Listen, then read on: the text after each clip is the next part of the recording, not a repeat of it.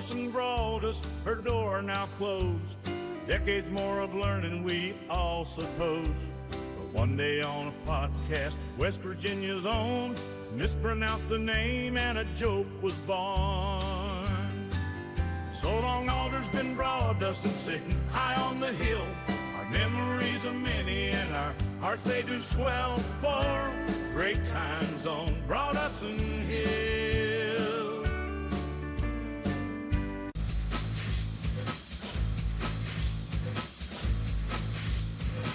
Yeah, nah, bruh, let's hit the gym. Yeah, nah, bruh, let's get you slim. Yeah, nah, bruh, 70-mile ruck. Yeah, nah, bruh, gonna make you pull a truck.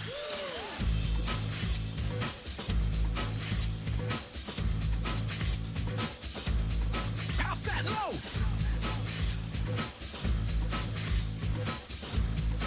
Grant sits alone in his basement office, watching a dress in Gettysburg. He picks up the phone, hears a dial tone, dials and gets down to his work. Tra-la-la-la, Grant makes fun of Matt. Tra-la-la-la, calls him bald and fat. Tra-la-la-la, he tries to make Matt cry, but he never wins, 'cause Matt's an awesome guy.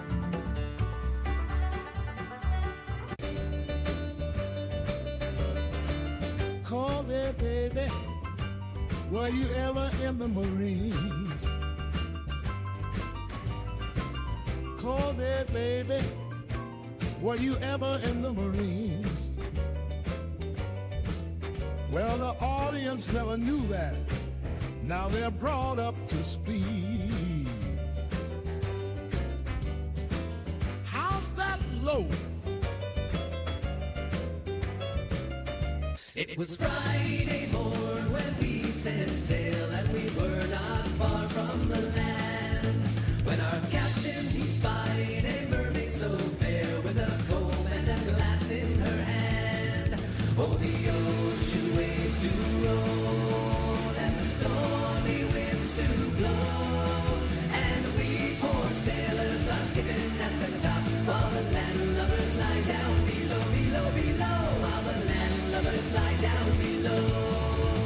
Then up spoke the captain of our gallant ship, and a brave old skipper was he. This fishy mermaid has warned me of our doom, we shall sink to the bottom of the sea. Oh, the ocean waves do roll, and the stormy winds do blow, and we poor sailors are skidding at the top, while the landlubbers lie down below, below, below, while the landlubbers lie down below.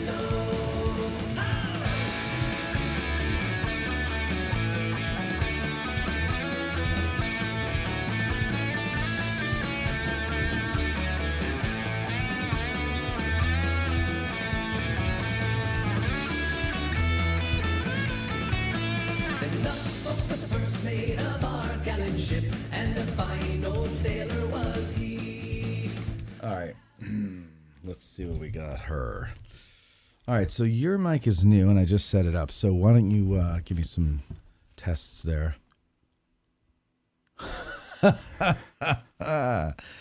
Test, test, test. Oh, that's nice. Is it? That's nice. Yes, it is. Does it make me sound like, I don't know, some famous idol? It does. It does. It makes you sound better than I sound, actually.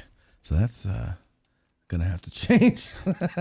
So we're going to switch mics? No. I'm just going to degrade yours. All right, let me hit record there. And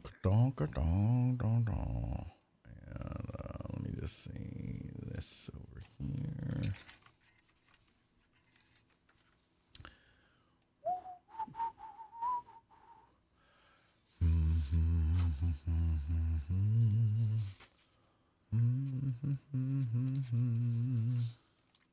All right, and that's recording. No, that's okay. Good. That's going there. Hi, everybody. If you're watching, if you're not watching, then I'm not saying hello to anybody.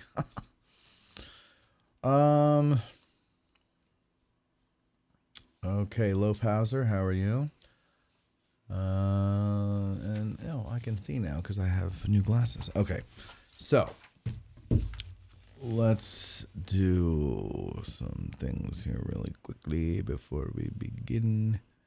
And there we go, and so on. Okay. This. Oh my God! Sorry.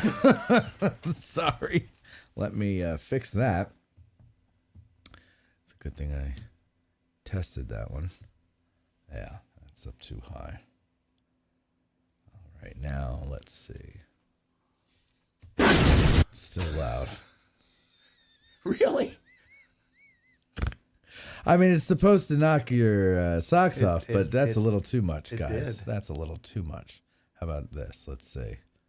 I lowered your volume too. From the Gettysburg Museum of History. It's still loud, but yeah, it's much better than Okay.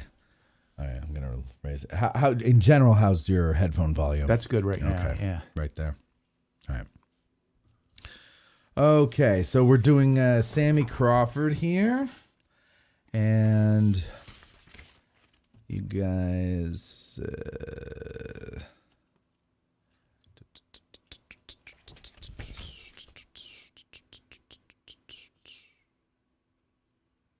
just see if that's...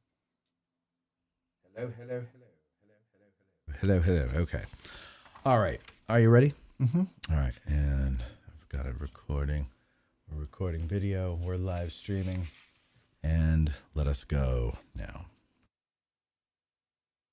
From the Gettysburg Museum of History Studios, you're listening to Addressing Gettysburg. Hello, everybody. Welcome to this episode of Addressing Gettysburg's Ask a Gettysburg Guide. And today we are talking about Samuel Wiley Coyote Crawford. And he was a major general here at Gettysburg, commander of a famed division. But before we get to that, let's introduce our guest. Tracy Baer is a licensed battlefield guide. Hello, Tracy. Hola. And you've been on the show many times before. Yeah, it's been a while, but yeah, I've been. Yeah, it has been a while, hasn't it? Yeah. You know, the thing is, though, sometimes it's been a while since you've been in and recorded, but like an episode of yours from a year ago could have come out last month. Yeah. And that's the way it goes. But anyway, all right, so we're talking about Samuel Crawford here. Yes. And people love Crawford. People love the Pennsylvania Reserves. And he's got this great statue down in the Valley of Death here at Gettysburg. Water at his feet. Has a lake named after He him. has a lake, Lake Crawford. Good thing he didn't build anything down there. Yeah. And tell us a little bit about him prior to the war, his early life. Where he's from your neck of the woods. Yeah, and that's part of the reason why he's of interest to me. As the crow flies, he's certainly a neighbor of mine, or would have been, because his home is very near to where I currently live. Okay. Still stands. Is it marked at all, or? It is privately owned, and I have spoken with the current owner a couple of times, and he has allowed me to take some tours back to the home. It's back a dirt driveway. It's, again, privately owned, so if you know where it is, please don't just go back there. Right, and don't share it in the comments. Right. And it's very difficult to see from the road simply because it's down in a little bit of a ravine. And especially in the summer, if there's corn in the fields, all you can see is the very top of it, very top of the roof. But I was delighted to hear that the current owner, when I spoke with him, said that he's very much into restoration and trying to preserve what it looked like, which can be a very long, drawn-out, tedious, and expensive proposition. Sure. How do you figure that out? I mean, especially if, like, Crawford's people weren't like, well, someday our son is going to be a famous general, so this is what we had in this room. Yeah, this is, I don't know, unless you have descendants who may have had some of the furniture handed down, photographs. Photographs, of course. And, of course, have you had Kendra? Yeah. Devaney? Yeah, I mean, sure. that's what she does. Yeah, She I does know. this research I know. to figure it out. So she would have been a great Well, resource. But I guess you could do like typical for the time, right? Like you can, Yeah. you know what I mean? Like Yeah. you're not going to get it specifically the way, like Nancy Goodmestad down at the Shriver house. You know, she doesn't know how the Shrivers No, had the that's house, right. but it's a typical home for mid-19th century. unless you can get, some expert in preservation in to strip the layers and Yeah. find a color of a wall or a wallpaper or, Yeah. woodwork and trim. Very difficult, I would think. I'm sure there's millions of ways to do it, right? Yeah. There's more than one way to skin a cat, and there's more than one way to restore a house. Yeah. Yeah. I've That's the old saying. I've not done the former, but I've done much of the latter. Right. You didn't. You have not skinned a cat. Good. I'm glad you haven't done that. All right. So he grows up in this area, Yeah. Chambersburg. So let's take a step back and introduce his parents. Go ahead. His father, Samuel Wiley Crawford Sr., was born in Charleston, South Carolina, 1793. Okay. And he lived a full life. He didn't die until 1879. Wow. So he was Old man. Yeah. So he and his sister born in Charleston. And one of the big things that claimed lives in the South, in the Charleston area, was yellow fever, malaria. Both his parents died of yellow fever when he was very young, when he and his sister were very young. And I don't know if it was a formal adoption or not, but an aunt and uncle would take those siblings, bring them to Philadelphia where they lived, and raise them in Philly. So he would spend as much time in Philly growing up in his education as anything. Senior would attend the University of Pennsylvania in Philly, where he would graduate with a degree in theology, and he would become a minister. He traveled to New York City, where he would meet young Jane Agnew, who was born in New York City in 1797, so just a few years younger, and those two would be wed. Okay. And Samuel Wiley Crawford Sr. then would accept a position as a pastor in Franklin County. So he actually had several parishes. He had a parish in Waynesboro, Greencastle, Scotland, and Fayetteville. Okay. So he had at least four parishes. Around. Yeah. What was the and think about denomination? Presbyterian. Presbyterian. Well, I think that's what it was. Oh, okay. His son is going to be a Presbyterian minister. So you assume that he followed. Yeah. Possibly incorrectly. So I'm not 100% sure on that. Okay. But when they would move, they needed to move to Franklin County to be nearer to these four congregations. And they found this farm, pre-existing farm in Fayetteville, just to the north side of Fayetteville. And I don't know how big it was. It's really been subdivided and cut up. And the house still remains, as we mentioned. So they would purchase that. By this time, they've already had two children. John Agnew Crawford is the oldest, and John Agnew was born in 1822, and then the first daughter, Margaret Wiley Crawford. Wiley being, traditionally you pick up a name of family, and Is that it wasn't the mother's maiden name. it was the father's middle name, and I don't know if it was an ancestral name or not. Okay. John Agnew, the first son, Agnew being the mom's maiden name. Got it. Yeah, Jane yeah. Agnew. Right. Okay, so that was 1823, and he accepted this position in that same year, 1823. And they bought this farm, this home, and they called it Crawford John. And then it would only be a year later, sometime in 1824, that home caught on fire. No one hurt, no one home. I don't know, a cow kicked a lantern, something like that. But the house was largely destroyed by fire. So they rebuilt.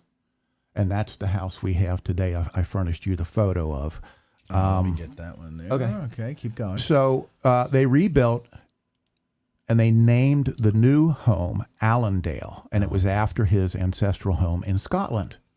Wait, hold on. I got the wrong picture here. There we go. Allendale is coming up right now. There it is. There it is. That's okay. a picture of it.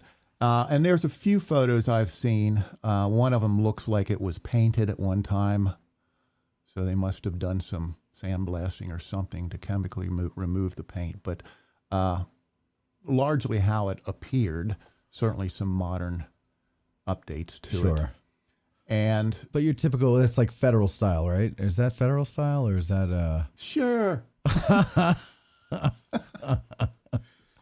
But, interestingly, I remember many years ago when the house was in disrepair. It wasn't inhabited, but it was used as a haunted house. Oh. At Halloween, Of course somebody it was. would go in and fix it up scary-like and take tours through it. Naturally. Yeah. Yeah, because that's what you do with an old With house. an old farmhouse.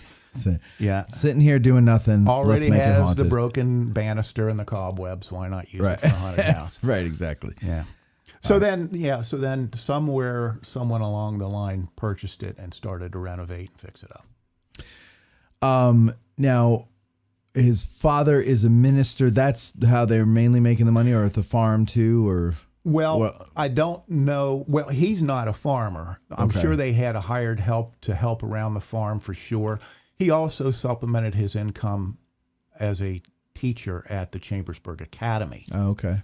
Which that stood on the corner of 3rd and Queen Street in Chambersburg. There's still a school there. Actually, that land was deeded by Benjamin Chambers for the specific purpose of education. And so it's always been a school. Yeah.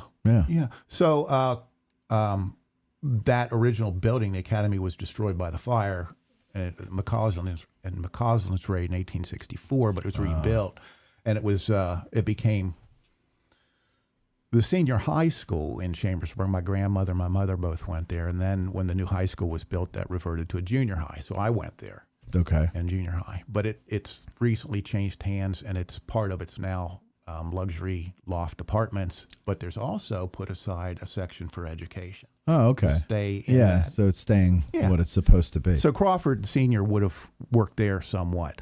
And then 1825, Anne Stavely Crawford is born, and she's the first child born at Allendale. And then 2 years later, November 8th, 1827, Samuel Wiley Crawford Jr. is born at Allendale. So he's born there, first male, second child born there, and mostly raised there until they moved back to Philly. So what brings his father out here to Franklin County? Those congregations. The congregations, the 4 churches that he was, Okay. Yeah. So he's serving those 4 churches. Alex McLeod was born in 1829. Cornelius Nathan was born in 1831. He passed away in 1840. 1831, Senior accepted a position at his alma mater, University of Pennsylvania. So he would pick up the family and move back to Philadelphia, retaining this property. And this would be kind of a summer home, a vacation home that they would come back to. And they would utilize the railroad from Philadelphia to Harrisburg, Cumberland Valley Railroad down the valley to Chambersburg, and then take a buggy out to Allendale, 10 miles or whatever it is, 8 miles, 10 miles. Yeah. So it was frequently visited and stayed at for extended periods by the family. I wonder, so what would you? I mean, while they're not there, is somebody operating the farm or something? They'll like have somebody there, an overseer of some type, to stay there and take care of the inside and the outside of the property. Yeah, because I'm thinking too, you get a buggy, you can rent a buggy, but then you got to get around while you're out there. You can't get to rent a buggy the whole time. And they would have animals, so they're going to have someone taking. But care of that's why I'm asking, because otherwise the animals are going to die. Right. You can't leave them there. Yeah. Unless you're taking them with you on the train, which I guess you could have done. Well, but I guess they could have. Yeah. But but still, so it's just interesting how they. That was 1831, and a final child to Samuel Sr. and his wife Jane was born in 1833. Her name was Jane Elizabeth, but she passed away very soon. So I don't know if it was childbirth, she died, or what. But total of 7. with only really 5 of them surviving. Yeah. So the eldest son, John Agnew, that we have a photo of as well. We do. Brother John, we call it. This is in an era when it was handsome, expected. Yeah, he's a handsome fellow. Yeah, very serious happy. Looking, isn't he? Yes. Yeah. So this was in an era when it was expected that your son would probably go into the same vocation as the father. Right. John Agnew would, because he had an in at UP, so he went to University of Pennsylvania as well, and he graduated in 1841, again following his father's footsteps in theology, and he became a minister, a Presbyterian minister. And interestingly, a little bit of trivia, and you may have heard this, he would serve with the United States Christian Commission during the Civil War as a delegate for a brief period of time. So he was one of 3 Crawfords. Okay. At Gettysburg. He served I didn't hear that. Caring for the 5th Corps. So it is likely that there were 3 Crawfords at Little Round Top. Huh. As Alex McLeod would not sit out the war, he would become an officer, lieutenant, serving on his older brother's staff. And then also in the same area in the 20th Maine, you got 3 Chamberlains, right? Yep, and one right. of them's with the Christian Commission. That is right. Yeah. And his name was John as well. I was just going to say, yeah. Another John in the Christian Commission. Who was the third officer that I'm aware of that had a brother on his staff and another brother serving with the Christian Commission? Oh, I don't know. Who? Were you close? Oliver Howard? Yeah. Okay. I didn't know. O. Howard. Yeah. So there were at least 3. There may have been more. So I knew he had the brother on the staff. I didn't know he had a brother in the Christian Commission. I believe I'm correct with that. That makes sense, though. Yeah. It would with him. Yeah. For sure with him. John Agnew actually, post-war,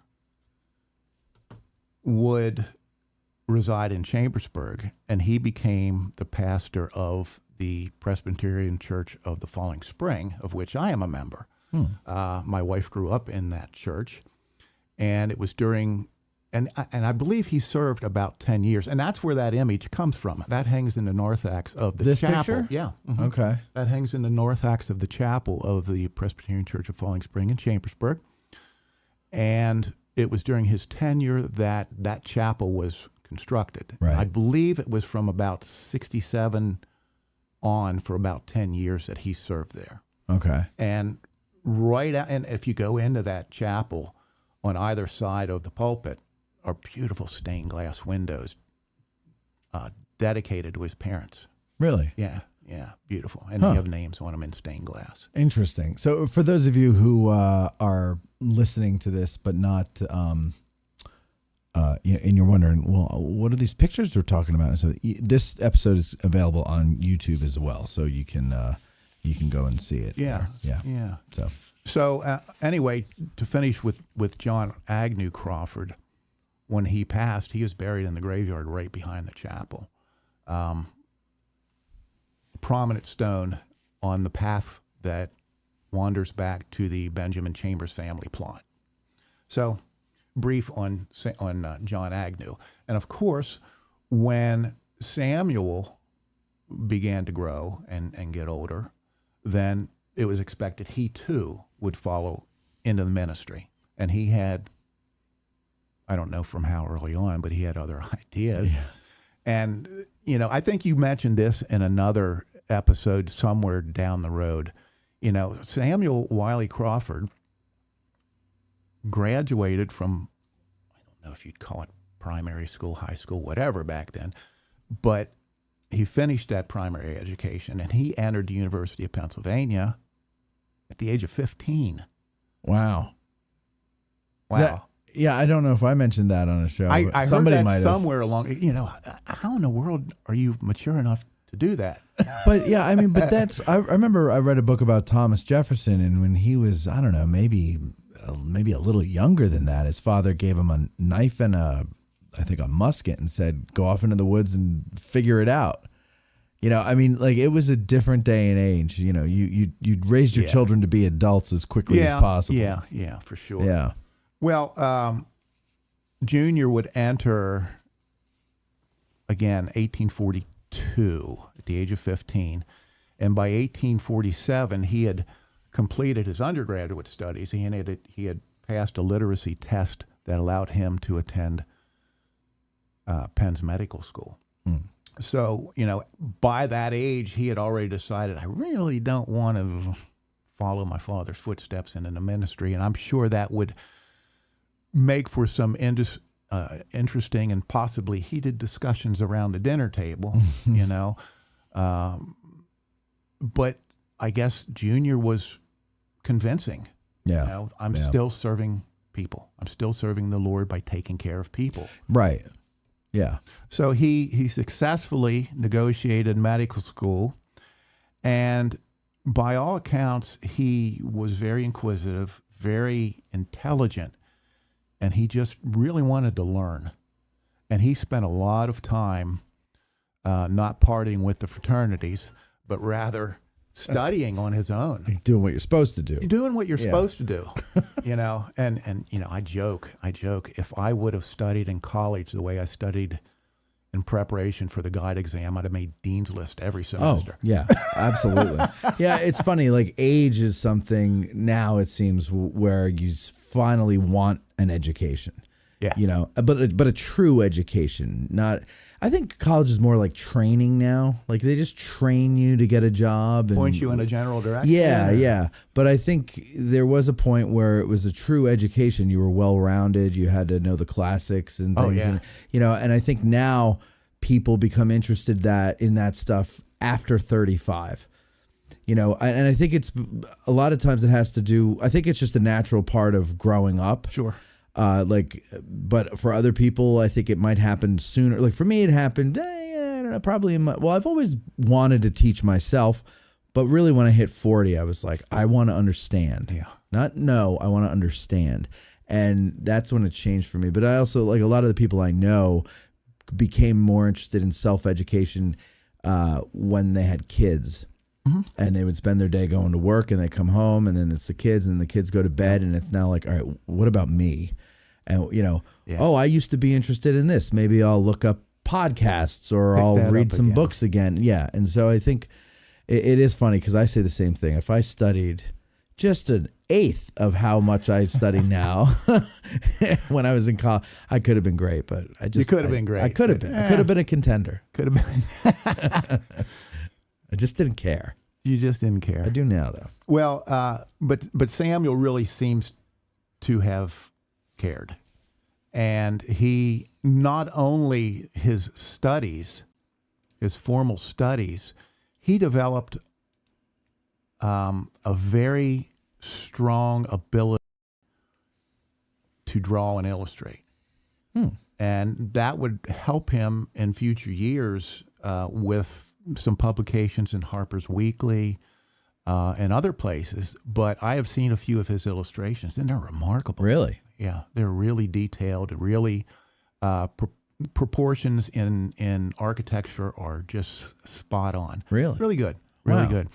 In addition to that, he would really take an interest in, and keep in mind, while he is in college, this is during the time of the Mexican War. Okay. So he's staying up on current events, political events. Right.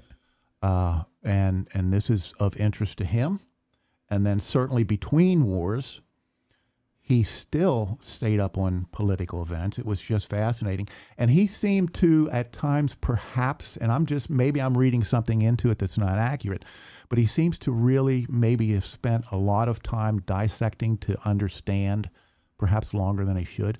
And, you know, that could come back to bite you in the butt when you're on a field of battle and you're given an order. Right. You think too long. You Analysis overthink something. Paralysis. Yeah, you overthink something, and perhaps that may have influenced him later on. I'm not saying it did. Again, I'm not sure if that's how he was. It's just kind of what I'm reading into it. Yeah. He did successfully defend his thesis. And upon graduation, he was Doctor of Medicine from University of Pennsylvania.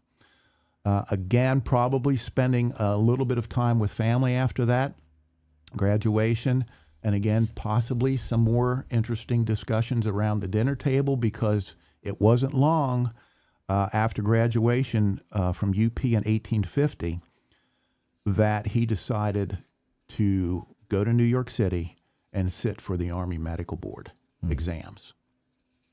So upon doing that, he successfully did that, and he did, I did want to mention, he did finish top of his class at Penn for the medical boards. March 10th, 1851, he received a commission as assistant surgeon with the rank of captain of cavalry. So he clearly, somewhere along the line, was influenced that I'm not going to go into private practice. I'm going to go into the Army and serve that way. So what that influence was, I don't know, since he didn't have a strong military, or really any in his military background in his immediate family. You know, my dad didn't serve. My older brother, who was a very important mentor to him, didn't serve. But somewhere along the line, he decided to. So he is now in the Army, and his first orders were to report to Texas. So Philadelphia, the mountains of Pennsylvania, very seasonal, you know. Right. Now he's in Texas. Texas, yeah. He's in Texas. Quite a jump. It is. And he was assigned to the 8th U.S. Infantry, and he cared for roughly 150, 160 soldiers. But he was very much taking advantage of peacetime Army and being able to do things that he otherwise wouldn't during wartime, such as travel and research and things like that. And that was his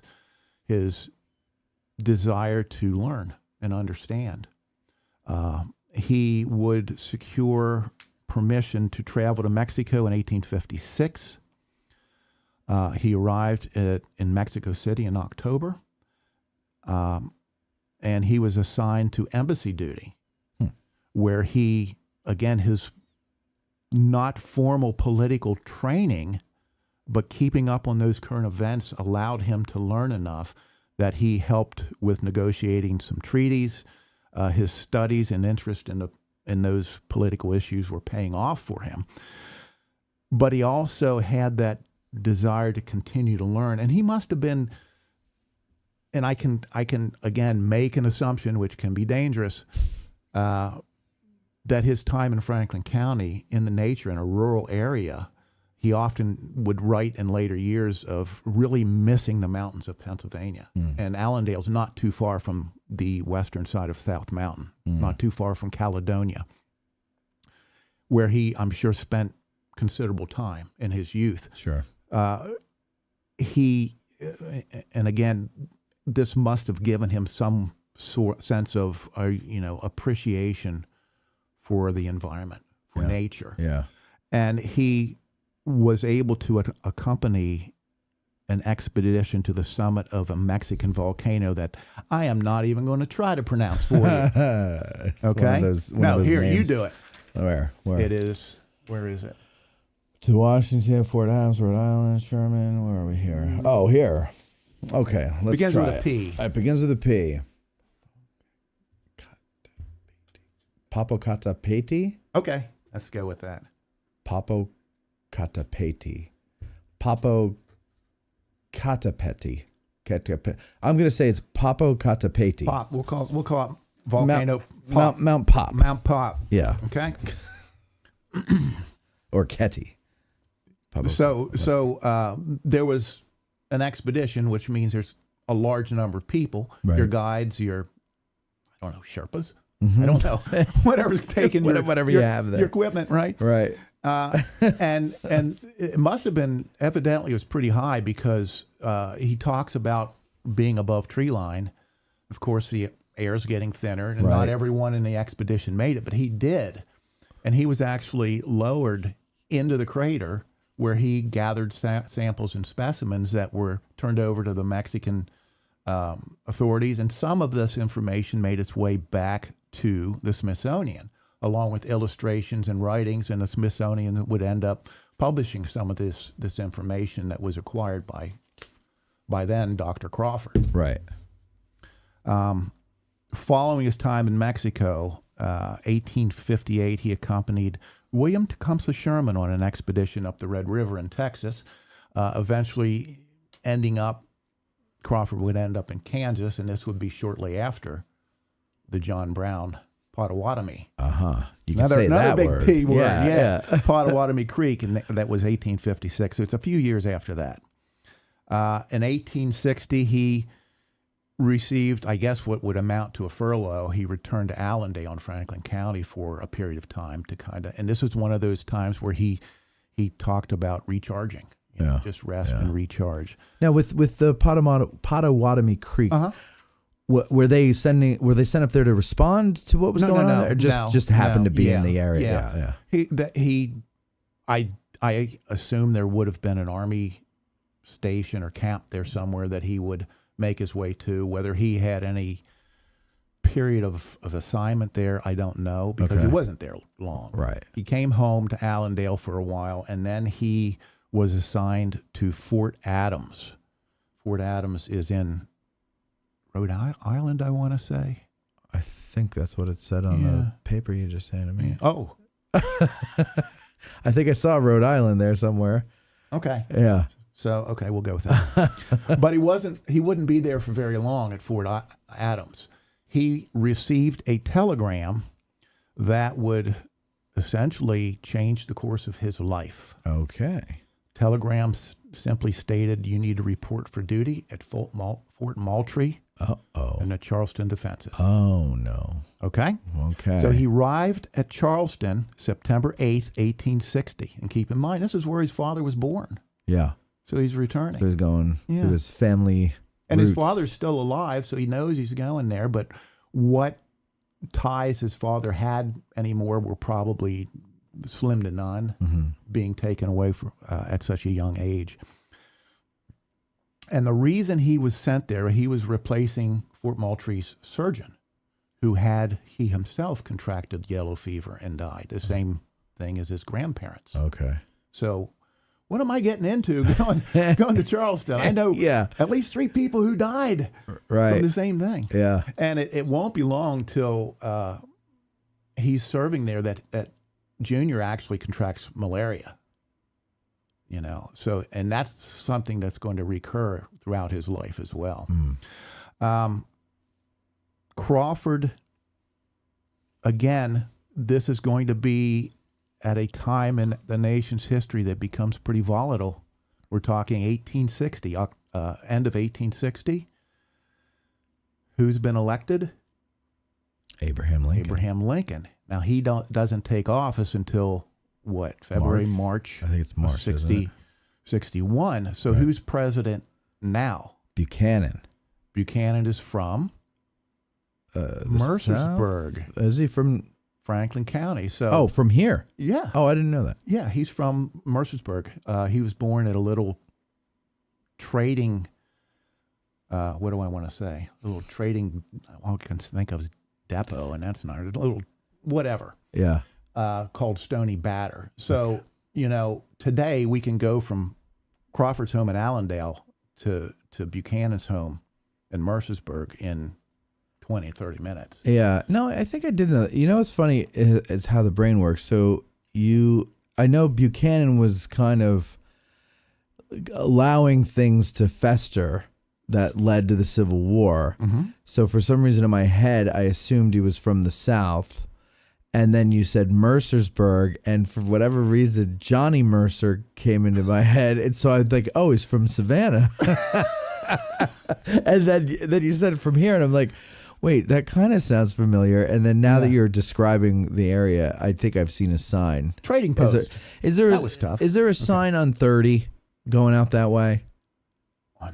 I 30. I swear I've seen a 30 sign. 30 doesn't go through Mercersburg, but there probably is out around Fort Loudon, maybe. Fort Loudon, yeah. That's where I'm picturing in my head. Yeah, because Mercersburg is south of 30. along the mountain. Right. So you would get off of 30 to go down there. Would there be a sign that says James Buchanan birthplace or something like that? Or? I can't picture one there. There very well could be. Yeah. There's certainly one in Greencastle pointing out 16 to the west. Route 16 Maybe then to that's the what I west. saw. I don't know. Yeah. I have very vague images in my head of all this area here. Okay. So, I'm sure Crawford is, his writings indicate that he's still really keeping in touch with political atmosphere while he's in Charleston. Right. And he knows where Buchanan's from, so I don't know if those two ever met or not. I don't know. But I'm sure he's aware, that he's from Franklin County. And it's interesting because Crawford writes, and incidentally, he wrote a book. He published a book, 1887, I want to say. Okay. I'll have to look, called The Genesis of the Civil War, Fort Sumter, 1860 to 61. So it's his experience in Charleston. Okay. And at Moultrie and Sumter. And he speaks of attending the secessionist meetings and hearings in Charleston. So imagine, being a fly on the wall. Right. Here's this unionist. Clearly, his father was an abolitionist. Right. He's attending this, and he's probably sharing this information with the officers at Moultrie. And the first officer in Moultrie, I can't remember his name, before Colonel John Gardner. He wasn't held in the highest confidence. He was replaced, and this is in December. November 15th, 1860. Robert Anderson, who we all have become familiar with, Sure, takes over the assignment at Fort Moultrie. And, oh my God, the pressure on that man. Yeah, really. Oh my God. Yeah. I can't imagine that. No, it's got to be scary. The decisions he has to, and he's a major. Yeah, right. But Crawford is sharing information, I'm sure, with, about the condition of Moultrie, as all the officers are. And when Anderson arrives, he understands Moultrie's really not an enclosed fortification. It's open, and there are free-to-go civilians in and out. And who's a spy, who's not, right? And eventually Washington will send word and orders to Anderson, feel free to move your very small garrison, 40, 45 men, whatever it was, to the facility that you feel the most safe and secure in. Okay. Because he certainly didn't have enough to man all of the defenses in the harbor. Right. And eventually he chose Sumter.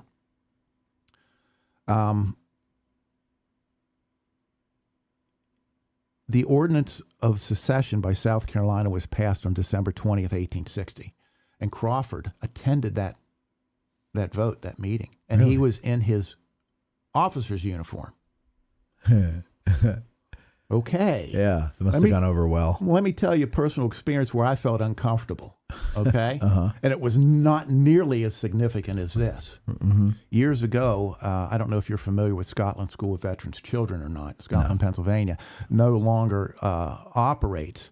But back in the probably early 90s, one of the administrators there asked my father and myself to accompany a quarterback from Scotland School who was being recruited by the University of West Virginia in Morgantown. Okay. And my father-in-law was a diehard Mountaineer fan. Ah. And I'm not. I'm blue and white. I'm Penn State. And it just so happened, he gave us these tickets and we escorted this young quarterback to Morgantown to meet with the coaches and the players before the game, after the game. And as fate would have it, they were playing Penn State that day. So, of course, I've got my hat and my sweatshirt. Yeah. And Penn State, more or less took it to them. Yeah. And I thought, holy shit, we have to go to the West Virginia locker room. Take this guy in there. So I like take my hat off, turn my sweatshirt inside out, and I'm in the locker room with these guys that are a full foot taller than me and 150 pounds heavier than me. And I'm like, here's Crawford at a secessionist meeting in his full military uniform thinking, okay, am I going to get out of here? I mean, you know, I would be hoping that maybe some people would think I could be converted yet. Because there were I mean, right? Because there were still guys in the service, the U.S. service, who would eventually leave. So, you know, maybe they're thinking, well, you know, maybe this guy can come over to our side. But that could be. He doesn't mention being recruited. At least that would make it easy for me to go in there. Yeah, is if I just delude myself into thinking that's the case. There you go. But it's a delusion, I'm sure. There you go. Well, he certainly overheard plans that would some be true and some not be true. Christmas night of 60, so that would have been December 25th of 60, he actually informed Major Anderson that he had overheard possible plans for someone to come and take Moultrie. Mm-hmm. And this helped sway Anderson into deciding, well, maybe this isn't the safest place to be. And it's my understanding Anderson on his own kept the plans to himself so nothing would leak out and ruin the plans to move to Sumter. Smart. But certainly, ultimately, that's where they're going to end up. And that was the evening of the 26th. You know, I wonder, and I don't know if we know this, but was there anyone in Anderson's garrison who might have had Southern sympathies and when the war really came about, like resigned and went over to the South? That I'm not certain of. I read a couple of books on Sumter, and I just got another one, but it's been too long ago to remember the details. Yeah. You know, it sticks in my mind. It wasn't just his small garrison. There were certainly some families with them, some wives with the officers. Yeah. But there was also work crews, local work crews. So civilians and what would you say? It was about 45 men in the garrison? 40, 45 in that neighborhood somewhere. That would have been U.S. Army. Right. So they moved to Sumter the evening of the 26th of December. And of course, Crawford being the hospital surgeon, the doctor for the garrison, he was required to pack up as much of his hospital gear and move that across the bay as he could. Whatever could not be taken, hospital provisions, ammunition, whatever, they tried to destroy. Spiking guns, dumping out the powder in the bay, whatever. They certainly didn't want to leave it. Yeah, sure. To be used against them. No, of course not. So they end up at Sumter, and the work crews were continuing, the garrison and the civilians were continuing to try to mount guns at Sumter, trying to brick up any of the openings, the embrasures, is that what they're called? The openings in the wall that could not be utilized. So they're continuing to work at Sumter. And eventually, the families, you know, the political climate got to be so heated that it was seen to be prudent to allow the families to leave. Yeah. And probably some of the work crews as well.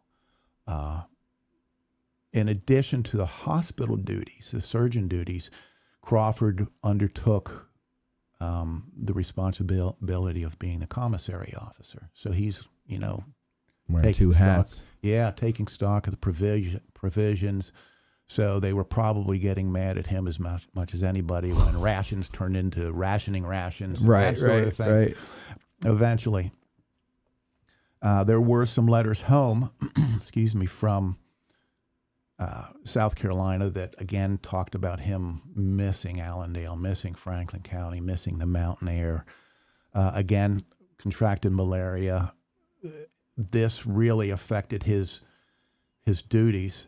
And in fact, I mentioned to you earlier, if you can pull up the image of the officer corps of Sumter, I mentioned to you how Sam himself disliked that image because he was clearly suffering with a recurrence of his malaria when that was taken, and he just did not look very good. That's it right here. And of course, he is. So who have we got? We've got Anderson right there. Yes, to his right. And then we've got that is Crawford. Crawford to his right. So Anderson, I'm sorry, I thought everybody could see the mouse. Anderson.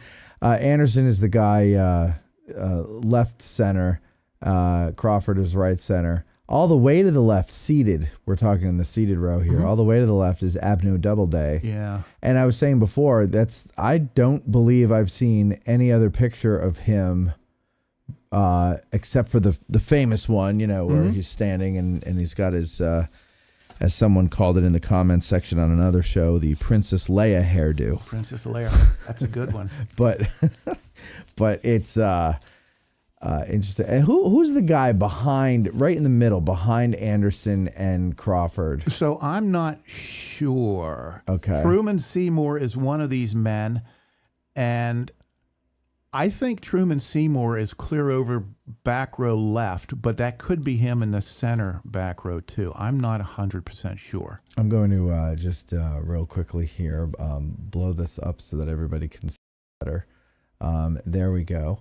So yeah, the guy I'm talking about standing right in the middle, he looks pretty serious, doesn't he? He does. I wouldn't want to mess with this guy. And then the guy on the far right, he's a little blurred. He looks like a cardboard cutout. He kind of does. Right? He's a different, everything about him is, well, actually him and the guy seated in front of him look like they're kind of pasted in. Yeah. It's kind of weird. But this is the full officer corps of Sumter. Wow. Yeah. Wow. And that's a pretty well-known photograph. And the guy in the back row, second from the left, he's got those eyes that follow you around the room. Yeah, very intense. Wow. God. But yeah, this is one that Crawford did not care for. And he was a captain, as was Doubleday. Anderson was a major, so Crawford was really third in command at Sumter by seniority. Outranking any other captains that may have been there. Right, and he, well, okay, we didn't get to the battle yet, so I don't want to give it away. What? Well, the battle. The Battle of Fort Sumter. Oh, did something happen there? Okay. So, all right, well, let's pick that up. Because as time goes by, the U.S. government would attempt to resupply Fort Sumter. Right. The Star of the East, the Star of the West, which was it? The Star of the... I don't know. A ship was sent, and it was fired upon. Right. By the Confederates, turned away. And it was Star of the West, the one with Custer? Wait, I'll see if I'll I have look it in my... into it. I'll look into it. Okay, let me see if I have it in my notes. I don't know. Maybe somebody in the comments section would know the answer to this one here. Fort Sumter. I should know that. I mean, that's one of those things. Go with your gut instinct, right? Right. And what does your gut say? Star of the. I know it wasn't north or south. Well, let's see. What? I think it was the Star of the West. The name of the ship that supplied Fort Sumter.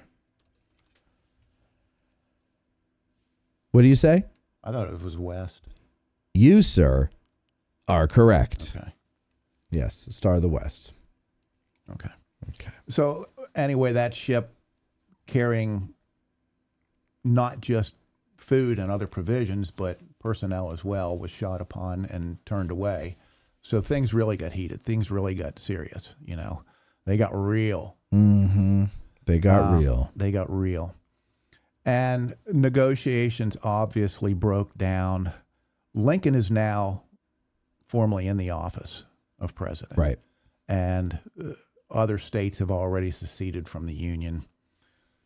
The Confederate, especially the state of South Carolina, claimed possession of all of these forts. And they were insulted and offended and viewed it as being an act of war that Anderson moved his men there. So we arrive at April 12th, 1861, about 1 in the morning. Again, times, who knows? Civil War time. So this small boat arrives at the Sumter Pier, goes through the Sally Port. The men are carrying a message from PGT Beauregard, who's in command of the South Carolina defenses and all the other forts. Okay, the fort wouldn't be fired upon if a date would be given for its evacuation, and the fort's guns would not be used.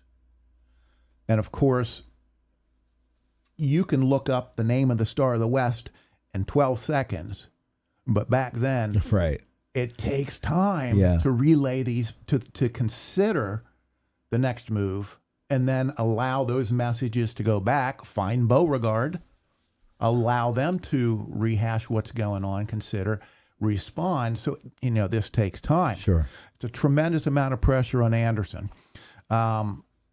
While Anderson is contemplating this, he brings his officer corps aside. It turns into a 3-hour meeting. Senior officers, including Crawford, agreed that they would leave on the 15th.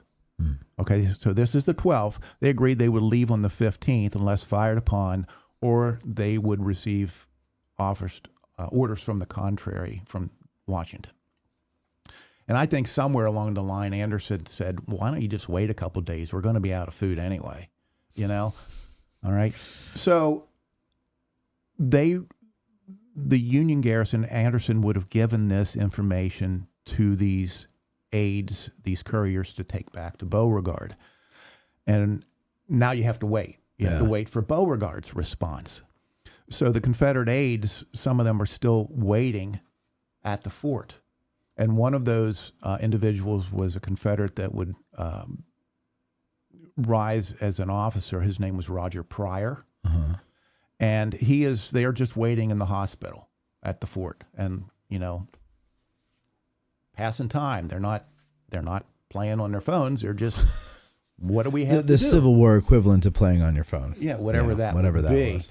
Well, apparently it was, hey, I see a bottle of brandy or whiskey. So Roger Pryor helps himself, and by now it's what, 2? No, it would have been closer to 3 in the morning, whatever.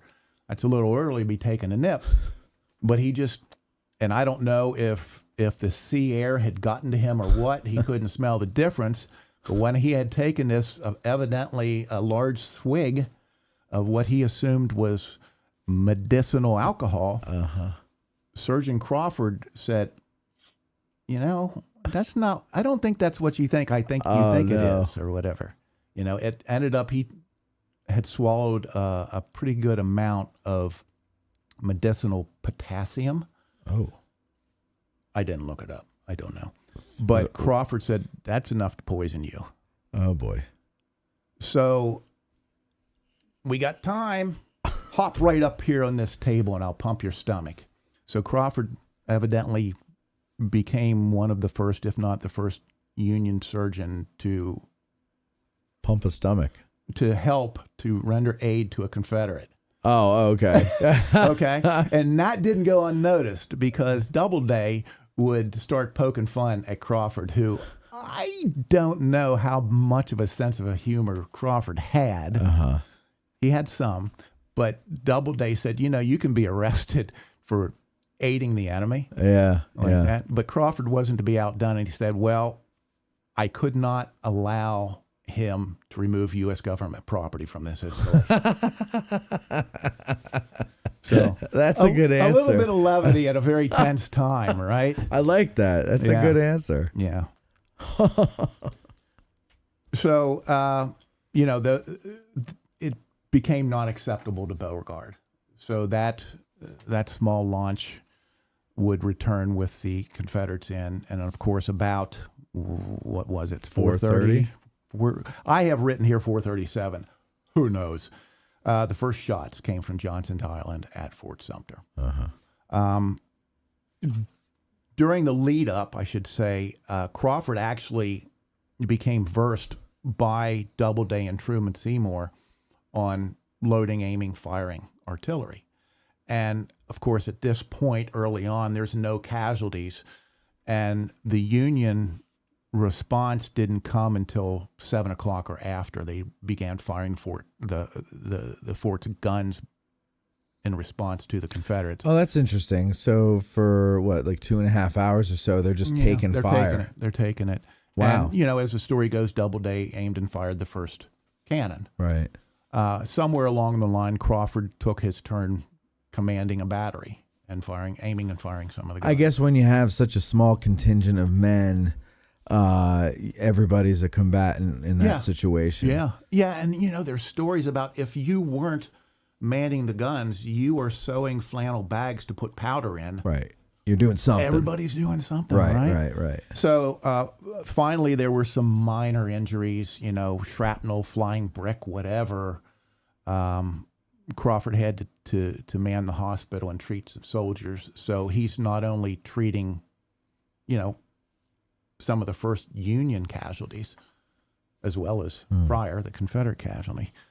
And then eventually, after 36 hours, Anderson said, okay, enough's enough. Yeah, we're running out of ammunition. We're already practically out of food. I need to spare this garrison. Yeah.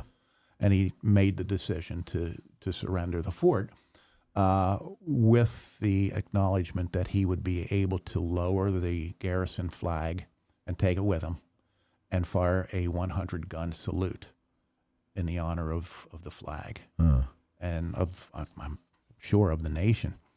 So, and then they were able to just hop on a boat and go north, or essentially, yeah. But during this 100-gun salute, about midway through, the only U.S. soldier to die when either a premature explosion loading or a cannon exploded or something, Private Daniel Huff, Houghh, he was killed. Accidental shell explosion. Okay? Not even. Others were wounded, but he was the first death. And of course, Crawford had to treat those wounded, and he had to prepare that body to be returned to the North to be interred. Right. So, a couple of firsts there by.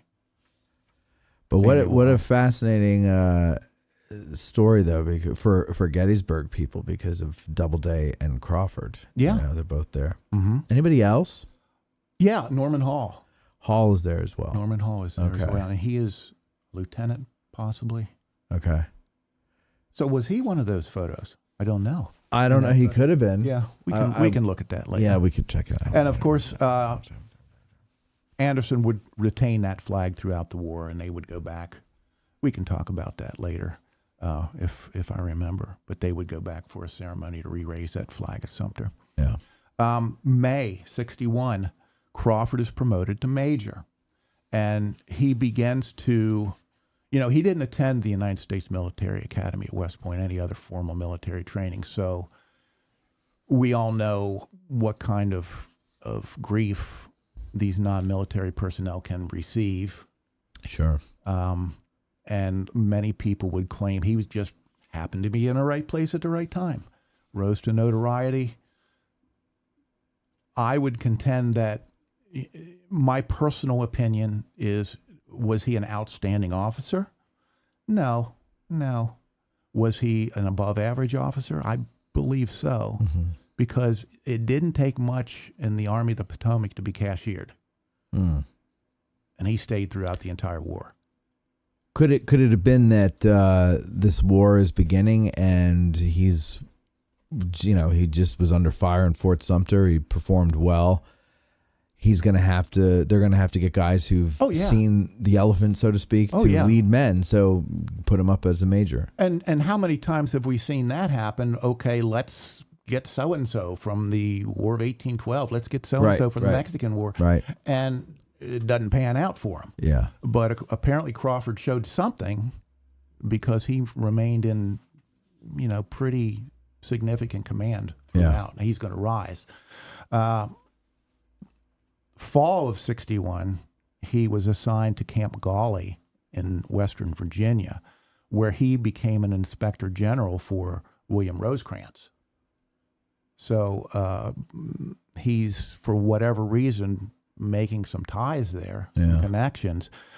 saw a little bit of action, not a great deal, between Robert Schenck and John Floyd in Western Virginia.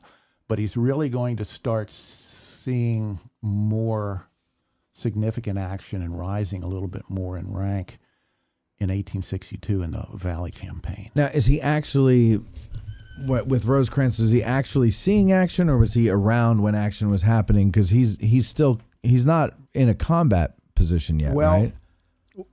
After Fort Sumter, for whatever reason, he decided to ask for a transfer from medical to the infantry, and he received that. Right. So now he's not in a medical capacity at with Rosecrans. No, but did you say he was? He was the Inspector General. Yeah. So he didn't see combat front line, right. but he certainly But he was around. Right. Right. Yeah. Right. Okay. He was aware of what was going on. He's not leading men as a major just yet. Not yet. All right. Okay. Not yet. 1862 Valley Campaign. He actually receives another assignment. This time to the army led by General Nathaniel Banks in the Shenandoah Valley. And of course, Banks not militarily trained either. He is promoted, Crawford is promoted to Brigadier General effective April 25th, 1862. So clearly, I mean, whether it's because we need officers or we see something new, I don't know, but he's rising. Right. And he's assigned to the command of the 1st Brigade of the 1st Division of the 2nd Corps. So the 2nd Corps is Banks. This is Pope's army.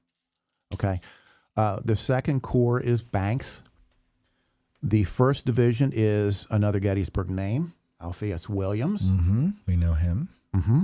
And 1st Brigade is Crawford. And in his 1st Brigade, see, I already have my 9-point star, so I don't have to remember orders of battle like this. But in his brigade was the 5th Connecticut, the 10th Maine, 28th New York, 46th Pennsylvania, and part of Knapp's Battery. Okay. So some familiar names there. Yeah. And it was at this point where his younger brother, Lieutenant Alex McLeod Crawford, joins his staff as an aide-de-camp. Okay. So now we have the two Crawfords together. And I think, I don't know this for a fact, but I think it's probably common if you have a young brother, you want to kind of take him under your wing and protect him. Sure. Yeah, so you're on my staff. Yeah. Sure. It's the privileges of rank, too, that you can pull him in. Absolutely. Now, do we know John, the Christian Commission one, where's he at this point? I don't believe he's in the Christian Commission delegates, it's my understanding, would serve for a period of about 6 weeks at a time. Okay. And you would take notes and send them back to the commission that would review that and see what the actions are, possibly what needs to be changed. So I don't know when he actually started, but I know he was around Gettysburg. So okay. If you're only in for 6 weeks, whether he was in before or after that, again, I don't know. Right. So it's 6 weeks, take some time off, come back. You can do that. I think so. Yeah. But certainly Crawford, by this time, being placed in a more prominent leadership role, I'm sure to some degree or another was feeling the pressure, I need to brush up. Yeah. And being the student he was, I'm sure he was taking time to do that. I mean, not everybody who is not militarily trained is a poor. I mean, think about Chamberlain. Right. Fantastic. Yeah. So you need to learn on-the-job training. The whole thing with leaders, though, there's all these leadership things that companies do, and they'll, and no one ever comes out of that a leader. You either are or you aren't. Right. You're natural born leader. You're not, right? And most people, I think, who are natural born leaders, don't go out and say, hey, everybody, I'm a natural born leader. Follow me. They just are, and people flock to them and say, what do we do? Sure. And, now in the military, it's different because there's a hierarchy and there's, you're supposed to follow the leader and somebody else decides who that leader is. Right. And with the whole seniority thing during the Civil War, you might have somebody that became a colonel a day after you that's much better suited, but Exactly. tough luck until I get shot, right? Exactly. Right. Exactly. But and you might have a guy who, is a lieutenant and highly respected by his men. Yeah. But he's got to follow the orders of a captain who is not respected not even by the lieutenant, and the lieutenant knows it, but he's got to do his job, and he's got to take his men into stupid situations. Right. And it's here where we also start seeing some more criticism of Crawford by some of the men, claiming that his leadership can sometimes be aloof and he's very excited. So, there's other individuals I've read that about who were not bad leaders. And it's just how I think on many occasions individuals interpret it. Right. So I'm not saying he's the greatest leader, but he's far from the worst too. And he wants to do well and he wants to learn. And perhaps, again, he may overthink some things leading to delays on the field that otherwise maybe a leader would react more quickly to, if you follow me. Yeah. But it's claimed by some of the men, he did have difficulty in a balance of strong discipline when it's needed and maybe just being a guy, one of the guys at other times when it's not needed. Apparently, he was very much accused of liking to drill and discipline his men. And maybe they need a day off, guy. Maybe once in a while you need a day off. I wonder how much of that was for them as it was for him. That's right. Right, like he's trying to drill himself by drilling his men. That's exactly right. And sometimes you can overdo it and really spoil the whole thing and your reputation. And we all know it only takes one or two people to start saying things. And yeah, unfortunately, yeah. Leading up to, this is in the Valley now in 1862, leading up to the Battle of Cedar Mountain, he was entrusted to do some scouting and recon, his brigade and some of his men, for Banks, which he apparently did maybe not the best job, but certainly adequately. And then when Cedar Mountain was rolling around August 9th of 62, he placed some of the initial Union batteries, and his brigade was one of the first, if not the first, on the battlefield. Interestingly, on the east side of a wheat field. Not the wheat field. Not the wheat field at Gettysburg, but the wheat field at Cedar Mountain. Right. Cedar Mountain's battlefield, northern portion was a small scrub field, then was a wheat field coming south, and below that was a cornfield. And Crawford's brigade was to the east side of the wheat field. Like they'll be here. Yeah. But the Confederates, Jackson's division was arriving on the west side and deploying.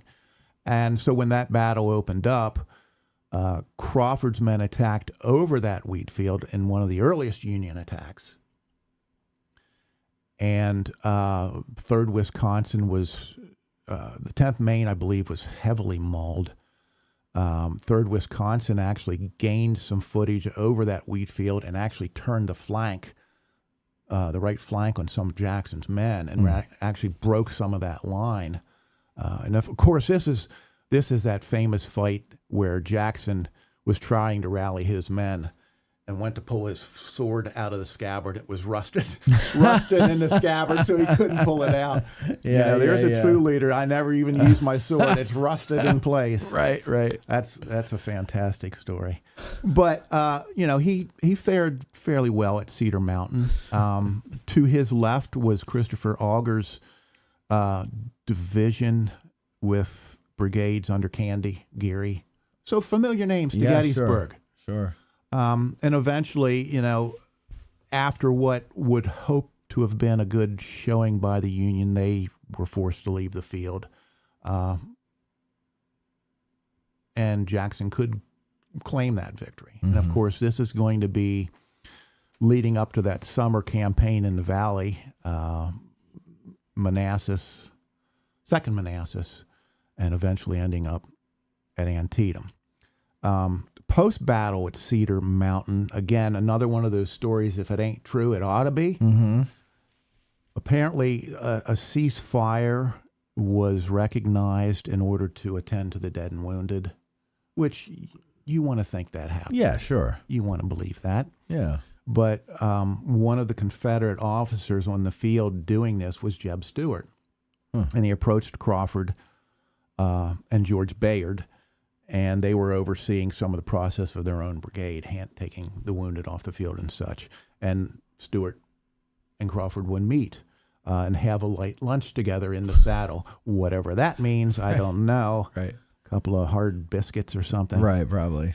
But that battle, Crawford's brigade went into battle with reportedly 1,767 and only had 867 afterwards. Wow. So they lost about 900 killed, wounded, and missing in that battle. So they were in the heat of it. You know, we always think about Gettysburg and its casualties and everything, and they're astounding to most of us. But, like, I mean, it's just Gettysburg was, you know, among the worst. But, I mean, even these battles that don't get as much attention as Gettysburg have these ridiculous casualties. Well, can you imagine that number today? No. Completely unacceptable. No, I know. Oh, my gosh. No, that's horrible. We have a hard time with just, you know, two. Not just two, you know what I mean? Well, yeah. But I mean, you know, we have a hard time hearing that two were killed, and then and then here you have hundreds, thousands in one battle after battle after battle after battle. It's got to be devastating for the people back home. Oh my gosh, yeah. To hear this, especially because, you know, unlike today, you know, word didn't travel too fast. Maybe word of a battle traveled fast enough, but the Army's still reeling. They haven't taken account of everybody. They can't get the word out to you. It's whatever the correspondents are sending back to their papers in the North. Right. And so it's, and then, like, imagine that, like, where you just, you know, they post a list of casualties from a battle, and you go down there and you see that your son or your husband or whatever is on that list, and now this horrible grief is a very public thing for you immediately because everybody else is there. And to them, it's a faraway land. Yeah. Yeah. You know? Yeah, right. Yeah. Am I ever going to have closure by having the body returned here for right? How do I get him? Burial or something? Yeah. It's awful. So, you know, keep in mind, this is really he wrote of Crawford, it was difficult for a man who devoted 15 years of his career and life to medicine and caring for others to justify the death and carnage. It had to be. And I was wondering this last night when I was reading up on him for this. His instincts that brought him to become a doctor.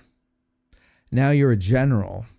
Yeah. And your job is not to heal the wounded, but I've got to imagine at times he had to be very conflicted where the doctor in him wanted to go and take care of something, but the general in him wouldn't be allowed to. And perhaps that was some of the issue he was dealing with on the battlefield, delaying things, you know. Yeah. I told my father, I told my family, I dedicated my life to medicine, and now I'm forcing these men to go off and get shot. Right. And I can't take care of them. Right. That's got to be the hard thing. Right. But it would help him at Antietam when he became a casualty. Yeah. Sure. So General Alpheus Williams said of Crawford following Cedar Mountain. Yeah. This is a quote from the reports. These men fought with a heroism hardly found in the records of war, and their commanders, Crawford and Gordon being one of the commanders under Crawford. Right, not John Gordon, the Confederate. Yeah. So Crawford and Gordon gave prompt, zealous cooperation and demand a special commendation. So there's a higher ranking officer, the divisional commander, saying, yeah, this guy, you know, he did okay. Yeah, okay. He did okay. So that was probably reassuring to Crawford himself, who may have had some secondary doubts because of this carnage. Right. And because of, what Wagner said about how do you justify this? Did he ever write about it that you're aware of? Crawford write about how the carnage affected the doctor and him? It's one of those things that there are red flags. How is this affecting this man mentally? Mm-hmm. And it goes back to some of the letters he would write to his sister in New York about, I need some time off. I need to get back to Pennsylvania. I need to recharge. That sort of thing. So you can read things into it, and whether they are accurate or not is, we'll never know. Sure. We'll never know. Following that, and throughout the summer leading up to Antietam, his brigade was bolstered by some new regiments, mostly untrained, certainly not seeing combat, that being the 124th, 125th, 128th Pennsylvania. So now he has some Pennsylvanians under his command. And at Antietam, he is going to be put to another test. So the army is somewhat reorganized. We know Pope said bye-bye to Pope. Right. So now we have McClellan in charge. And as some reorganization takes place, Banks is gone, and now Mansfield is commanding the 12th Corps, of which Crawford and Williams are part. Again, retaining that division, Williams is, and Crawford is part of that division. 1st Brigade, 1st Division. And, not going to spend a lot of time on the various battles. That's right. We're talking about this is a Crawford. biographical. Yeah. Who were we talking about? I don't remember. Cindy Crawford. Okay. So the 12th Corps, after Hooker struggled on the federal right and in the cornfield, Mansfield is ordered in. And we know the story of Antietam going in piecemeal. Mansfield's 12th Corps goes into the cornfield, and he actually directed the 10th Maine, part of Crawford's brigade, to lead into the cornfield. Mansfield would not too long afterwards be struck and mortally wounded. So he pulled a John Reynolds before John Reynolds. Did. Yeah, I guess he kind of did. Yeah. But as the 10th Maine is marching into the cornfield, they turn and fire into the woods to their right. So they're marching south. So that would be the West Woods, I believe. Right? If I'm getting this right, yes. And Mansfield said, no, those are our own men. And of course, like any 12-year-old's going to say, well, they shot at us first. So they continued firing, and Mansfield said, oh, maybe they aren't Union troops. So the battle continued. Mansfield will be struck, and he is going to, obviously, he will die there, and he will subsequently relinquish command to the senior divisional commander, who was Williams. So Williams now is elevated temporarily to corps command, and Crawford, being senior brigade commander, is elevated to divisional command. So this is his first taste commanding troops numbering that much, that large in command. The untested PA regiments are going to do very well. They're going to prove themselves. The division is ordered, it's my understanding, to pull back, and I didn't do a lot of refreshing in my mind, which I should have. I'm guilty of not doing that, to kind of get things straight. But Crawford's men begin to pull back with the understanding that Sedgwick is coming up to relieve them and give them support. But Crawford's men do get re-engaged, and somewhere in the cornfield, Crawford receives a wound to his right thigh. And this is where his medical training instinctively kicked in, and he examines probably with his hand trying to probe a little bit, but it's not too bad. So he continues in the saddle, and it's only after that unit is pulled off the field, and the battle just rages the rest of the day, but it's only after the 12th Corps is back where he can seek medical examination. Yeah. And the division surgeon is going to examine and say, yeah, this isn't great. He removes a piece of mini ball, a piece of lead, and some bone. And this thigh wound is going to haunt him for the rest of his life. So it's a deep wound. It's not a flesh wound. It's affected the bone and shattered some bone in there, because we hear of that reportedly later in the war and later in life, where it's still oozing and pieces of bone come out of the wound. That's so amazing. Now it's that and malaria that will recur right throughout his life. Crawford's division suffered about 25% casualties at Antietam. So another, substantial number. The wound became infected, and again, it's going to cause him problems. But because of this deep wound, this infection, he does receive the equivalent of a medical furlough, medical leave, to try to heal up. Okay. And where does he go? Goes to Franklin County, goes to Allendale, and he's there with portions of his family, just recuperating. What's amazing is, there's a lot of a big deal made of John Reynolds, coming up here because, he lives just down the road. And but it's Lancaster's further away than Chambersburg is. Yeah. So, Crawford, this really is Crawford's backyard here. Yeah. When we get here, we're not there yet in the story. But and it's his just home dawning is, on me. as I said, Allendale is really just a couple of short miles from the base of South Mountain. Yeah. Yeah. It's amazing. So he's recuperating there.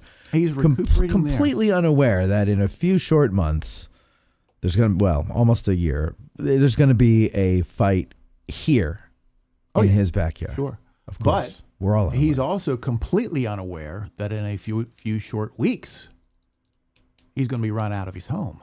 Oh. So in about the 10th of October, 1962, this is following Antietam. And remember, McClellan has his army pretty much stagnant in Maryland. And Lee is across the river. And Lee says, "Hey, Jeb, come here." So he calls Stuart into the headquarters for a meeting and gives him orders, explicit orders. And Stuart's orders are essentially to go to Chambersburg, destroy what you can of the Cumberland Valley Railroad that came from Harrisburg, because that was a prime supply line for McClellan's army. Destroy that, disrupt the railroad traffic, try to destroy the bridge over the Conococheague at Scotland, and keep moving. And what we want to do is disrupt that supply line to McClellan, try to get him antsy and moving, find out what information you can. This is not a raid intended to occupy.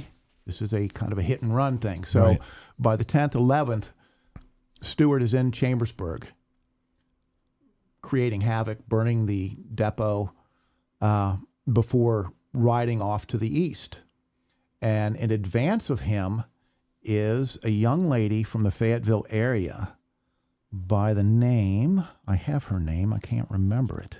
I should. Just make up a name. Betty Sue. Betty Sue McGinty. Betty Sue McGinty. Now, maybe 6 Questions knows it. I'm sure he does. Where is he? He's in the audience. Oh, right is he? now. Yeah. No, I have it. Sally Horner. Sally Horner. Close. There it is. Close to living in the neighborhood of Fayetteville. Well, she like news is traveling pretty fast, so it doesn't take long for everybody in the area to understand the Confederates are in the backyard. She rides to Allendale, where Crawford is convalescing, and says, "Hey, And whether it's true or not, I don't know how Stewart would know Crawford is specifically there. Right. But, you say things. And, hey, Stewart's looking for you. So Crawford packs up what he can in his buggy and makes his way over the mountain to Gettysburg, where he gets on a train, makes his way to Harrisburg, and eventually New York City, where he spends the rest of his convalescing time with his sister. Wow. So it's possible when Stewart moved to the east, they may have been able to capture, because the farm's not that far off of 30. Right. Off the Chambersburg-Gettysburg Pike. But whether they knew that he was there to look for him or not, I don't know. Right. Yeah, I mean, how would they know? Yeah. Unless some locals... Unless somebody told them. Yeah. Well, right, because there are Confederate sympathizers there. Sure. Yeah. So anyway, Stewart over the mountain, Cashtown, heads south, eventually reunites with Lee. So that was his second ride around the Army. Okay. Ride around the Union Army. We're going to have to do an episode on that one day. Do you know a lot about his 62 raid up here? Yeah, I usually include that with my Franklin County and Chambersburg tours. Yeah, well, we should do one on that, because that's interesting. Yeah, we can do that. So he's going to spend time in New York City. I think his entire convalescing time, it was a number of months. And finally, he's going to receive orders to report to Washington, where he has the glamorous duty of serving on a court-martial board. Okay. Who was being court-martialed, I don't know. He wasn't on that board terribly long. May 19th, 1863, he is relieved from that duty, and he is assigned to the defenses of Washington under the command of General Samuel Heintzelman. Okay. And he's not going to be there terribly long either, because in a few short weeks, Heintzelman on the 3rd of June is going to assign him command of the 1st and the 3rd Brigades of the Pennsylvania Reserves. So he's got some pretty big shoes to fill. Right. Reynolds, Meade, Crawford. Yeah. So, I'm sure he is ecstatic about that. I'm sure he is feeling a tremendous amount of honor. And out of all of his commands, not that there were a tremendous large amount or number of them, but out of all his commands, it's the reserves that he would always refer to and try to get people to know and remember in later life. People love the reserves. They do. Even to this day. They do. There's some dude that used to be here that, he's gung-ho about it. Yeah, Eric the producer. Eric the producer. Loves them. Yeah.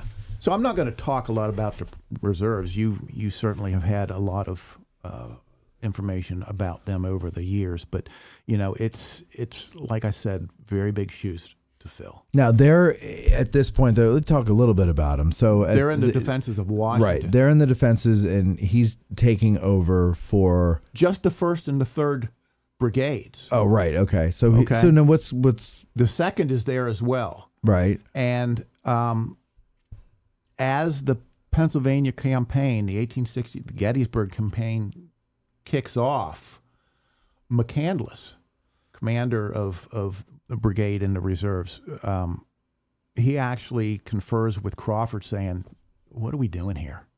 We need to be part of this. They're marching north. They're going to be in Pennsylvania. In our state. Yeah. Yeah. We don't know where they're going to be, but they're going to be in our state. Yeah. So Crawford goes to General Hooker and meets with him to seek a transfer, and it was granted. And it wouldn't be long before he actually asked for the 2nd Brigade to be reunited with the 1st and 3rd. And Halleck says no.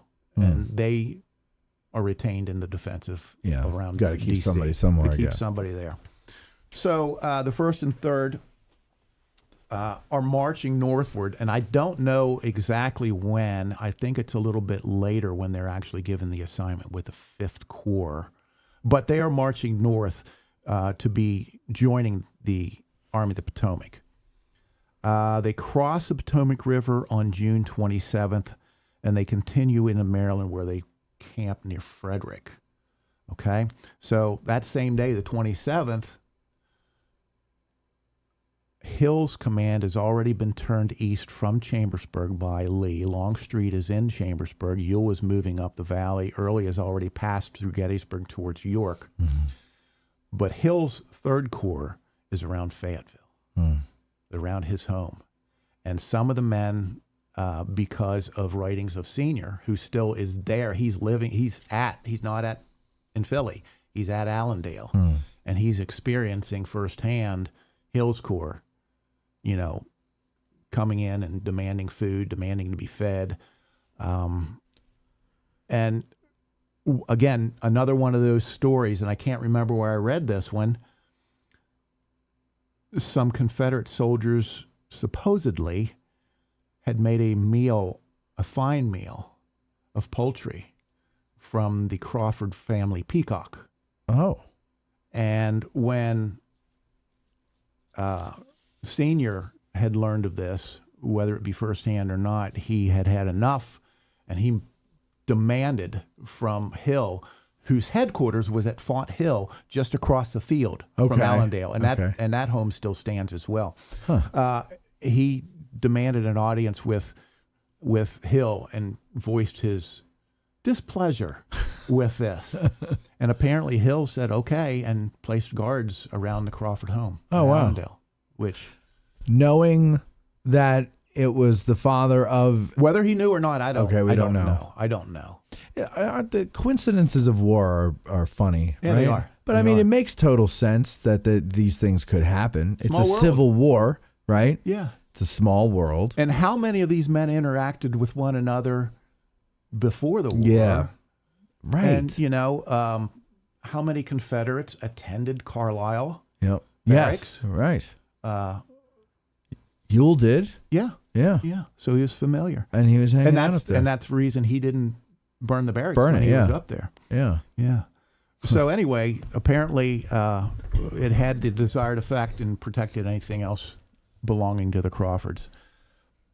June 30th, and I might say also the 1st and the 3rd brigades in Crawford's corps, his division, and I got this out of the Llano Atlas. Okay. So 2862 effectives prior to Gettysburg.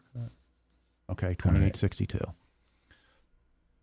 So the 30th of June, we know the fateful interaction or visual interaction between Buford and Pettigrew. That same day, the reserves marched 25 miles. They crossed the Mason-Dixon line into Pennsylvania, so now they're on their home turf. Mm-hmm. And I should have looked it up, but I'm sure there was some fanfare crossing that border into Pennsylvania. And they continued to McSherrystown, which is just outside of Hanover, where they camped for the night. On July 2nd of 63, Crawford early in the morning received marching orders. Head to Gettysburg at dawn. So he had his men up and marching by dawn. They arrived by the Baltimore Pike near Rock Creek and were most likely bivouacked temporarily or positioned temporarily on the Musser farm across from Dean Schultz's farm. Oh, his home. Yeah. Okay. Down on the Baltimore Pike. Yep. Mm-hmm. And eventually, that same day, July 2nd, he received, by that time, he had been assigned to Sykes' 5th Corps. And that was an understrength corps, so he made up another division. Yeah. And that corps would receive marching orders, and most likely they are going to use the Granite Schoolhouse lane to the Blacksmith Shop Road coming in on the east side of Little Round Top. Right. And by that time, Warren's been up there. Vincent's been up, already got his men positioned. Crawford is assigned a position on the northern slope of Little Round Top, which he would, in his writings, call the Rocky Ridge, overlooking Lake Crawford and the Plum Run Valley. And I can imagine his men, the reserves with the 13th with their bucktails are probably looking for beaver to shoot at. Right, absolutely. It's a plentiful supply down there. Yeah. We can have a beaver lunch. Maybe we can put beaver tails in our hats to supplement the white tails. Will be known as the beaver tails from now on. All because of Gettysburg. Wouldn't that be a hoot? So they are positioned on the northern slope of Little Round Top, and Sykes had then been requested to provide support for the Union left. So Crawford detaches Fisher, Joseph Fisher's brigade, minus the 11th Pennsylvania, minus the 11th Pennsylvania reserves, because the 11th Pennsylvania was Sally out of the first day. So the 11th Pennsylvania reserves would be the 40. Add 29, don't you? Add 29, so it's the 40th. 40th. Right? No, 40th. I don't remember. Yes. Okay. I can't do math in my head. Yes, 40th. Yeah, so the 40th. So the 40th, or the 11th PA Reserves, stays with McCandless and Crawford. Fisher goes around. Whether Crawford actually ever went around there to confer any more with Fisher, I'm not clear. But Crawford, again, we're not going to get into the reserves, what they did, but where Crawford was known to be and what he did. And eventually, he is, along with McCandless and that brigade, those reserves are probably around Gibbs Battery, protecting them somewhat, giving them some reassurance, but they can see what's going on. Is Gibbs Battery the one up on the north slope there? Yeah, Mm-hmm. okay. Yep. And there are writings of how they watched the day's regulars being driven back, fighting hard on Houck's Ridge and near the wheat field and being driven back across the valley. And I don't think you pulled that one image. Which one? It was that illustration. No, I don't think I have any illustrations in here. Let me look real quick. I don't know. I may not have printed that one out. I don't know. No, I don't have that in here. Okay, I didn't print that one out. But there is an illustration. But I do have this one. Have you seen this one here? Major Taylor about to run Robert E. Lee through. Do you remember this part of the movie? Do you remember this? No, you don't remember. Man, maybe he was a court-martial for being a traitor, huh? Wow. Yeah, let's see here. I'll for the people as well so they can see a little better. There's Major Taylor, we do not have time for that. This jocularity. Yes, right. No fun, Major Taylor. No fun. This is not a time for levity. Nope. I have told you there is no time for that. There's no time. All right. So what else? Eventually, push comes of, and Crawford is going to be ordered to make this attack. And I think one of the questions from the listener was, who issued those orders? Mm-hmm. Well, it's going to come down from Sykes. Just protocol. Right. Where Sykes got the order, I don't know, but eventually that's going to make its way to Crawford, who is going to order McCandless to take his brigade across that valley. And they will do so with Crawford really trying to take the lead. And he grabs the national colors from the flag bearer, who says, no, this is my day. Right. So Crawford, oh shit, I had the Dale Gown painting in my truck I wanted to bring in to share. Oh, well, after the break, yeah, you can get it during the break. Yeah. So he's mounted on the horse, and his thigh is bothering him, but he's got the reins he has the reins in the left hand, and he's not doing Rooster Cogburn in the mouth. Right. And he's got the flag staff in the other hand, and the flag bearer says, no, that's my responsibility, right, sir. Yep. And he grabs the pant leg of Crawford and stays with him. That's awesome. Yeah. Yeah. So, the monument we have today shows him standing there holding it. Right, but he was on a horse. He was on a horse. And he had a sergeant on his leg. And he had a sergeant on his leg. And the main reason is that he's not on a horse in that monument is a horse costs a lot more money to replicate in bronze. Sure, yeah. Got to be economical. Oh, yeah, he's a little frugal there. So, but he makes his charge, and the regulars, the reserves do that outstanding job across Plum Run. And of course, by this time, in all fairness, Confederates are pretty much played out. Yeah. I mean, after how many attacks and counterattacks? Right. They don't have reserves that they're throwing in. No. Right. No, they don't. But this ends up being one of the final Union counterattacks in that portion of the battlefield. And of course, Nevin is off to the right with the 6th Corps. They've arrived, so they're coming in to help off to the right around the Weichert Farm. But Crawford's men right across the Valley of Death, the northern portion of that, against that stone wall where they're going to take up a position. The eastern side of the wheat field. Were there any drownings in the lake? Not that I'm aware of. This was really, compared to maybe some hesitation on Crawford at other times, which would become apparent trying to discern orders at the wheat field. In the wilderness. Mm-hmm. He went. Yeah. There was no waiting for the pontoon bridges to come up. Right. So they had to trudge through that lake. Yeah. For just for the sake of people who are very new to all this stuff, when we mention this lake, we're joking. There's a lake there now. Derisively. Derisively, we're joking. It is what? May 6th. And as of May 6th, the recording of this episode, there is, in fact, a lake there. There was not one there during the time of the battle. There was a little stream called Plum Run, and Crawford Lake is one of the many names people have made up now.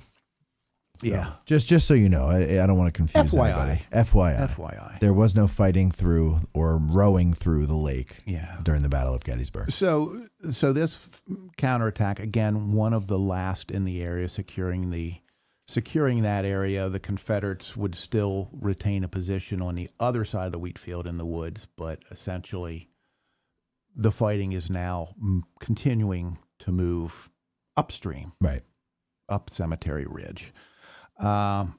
Samuel would write of the actions of the reserves at Gettysburg for the remaining years of his life, and he was really trying to get them the recognition he believed they were due. Whether or not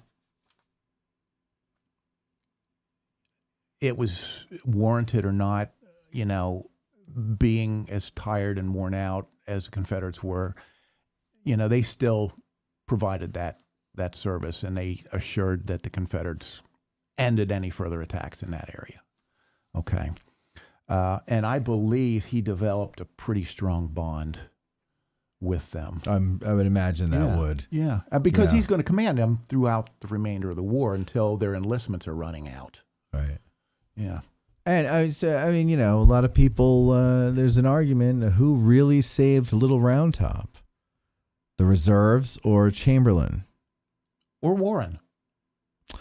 Well, I think it's a team effort. And incidentally, Warren, not on the staff of Meade at this point, will eventually, and we'll talk about this, became the 5th Corps commander. Mm-hmm. So Warren and Crawford definitely had a relationship. Sure. Whether they knew one another prior to this or not, or at this time, I don't know, but it's going to develop. It's going to continue to develop. To me, it's Vincent. Yeah, I think so. Because he had to have the cojones to break protocol and take it upon himself to go up without orders to do so. Sure. Had he not done that, it would have been a different story. Or had he failed, it would have been a different story. Yes. In both scenarios, the South still would have lost the Battle of Gettysburg and the war. I believe I just want to get that clear to everybody who is hoping that maybe I gave you a way where you could change history. You can't. No, you can't. You cannot. Why? Because and the reserves, the rest of the 5th Corps, they're all there's so many more troops behind that mountain. And hill. No one regiment or brigade fights in a vacuum. No. It's all part of the puzzle. Right. Right. It's great for a movie. It's great for a novel. Yeah. Not great for reality. That's right.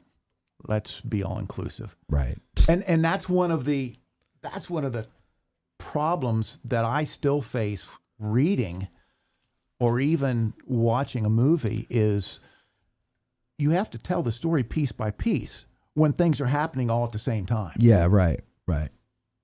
And it's very confusing. You don't have all the time in the world to tell these stories. I mean, even if you're writing a history book, you can't include everything. Yeah. I was talking to Scott Hartwig about his Antietam books, and that, for as comprehensive and as huge and voluminous as they are, he's like, there's so many things I couldn't get in there. Yeah. It's such a huge story. How do you tell that story? Unless he was going to do like a 30 volume.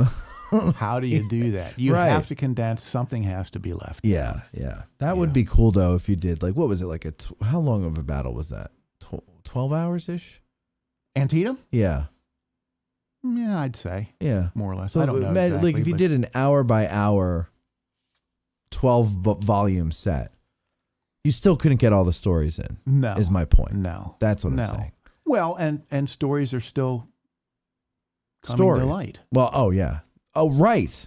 Right. We're still finding new things. We're still learning things. Yeah. Yeah. It never ends. Yeah. Yeah. So Crawford, a couple of days goes by, and on July 5th, 1863, and this is the first I'm mentioning this, that it's not just the two Crawford brothers who are in the Army, and it's not just John who's with the Christian Commission. Margaret's, and this is Samuel Jr.'s older sister, Margaret has a husband that joined the Army. Ah. And on the 5th of July, Samuel Wiley Crawford Jr. learns that his brother-in-law, who had been wounded, has died at Vicksburg.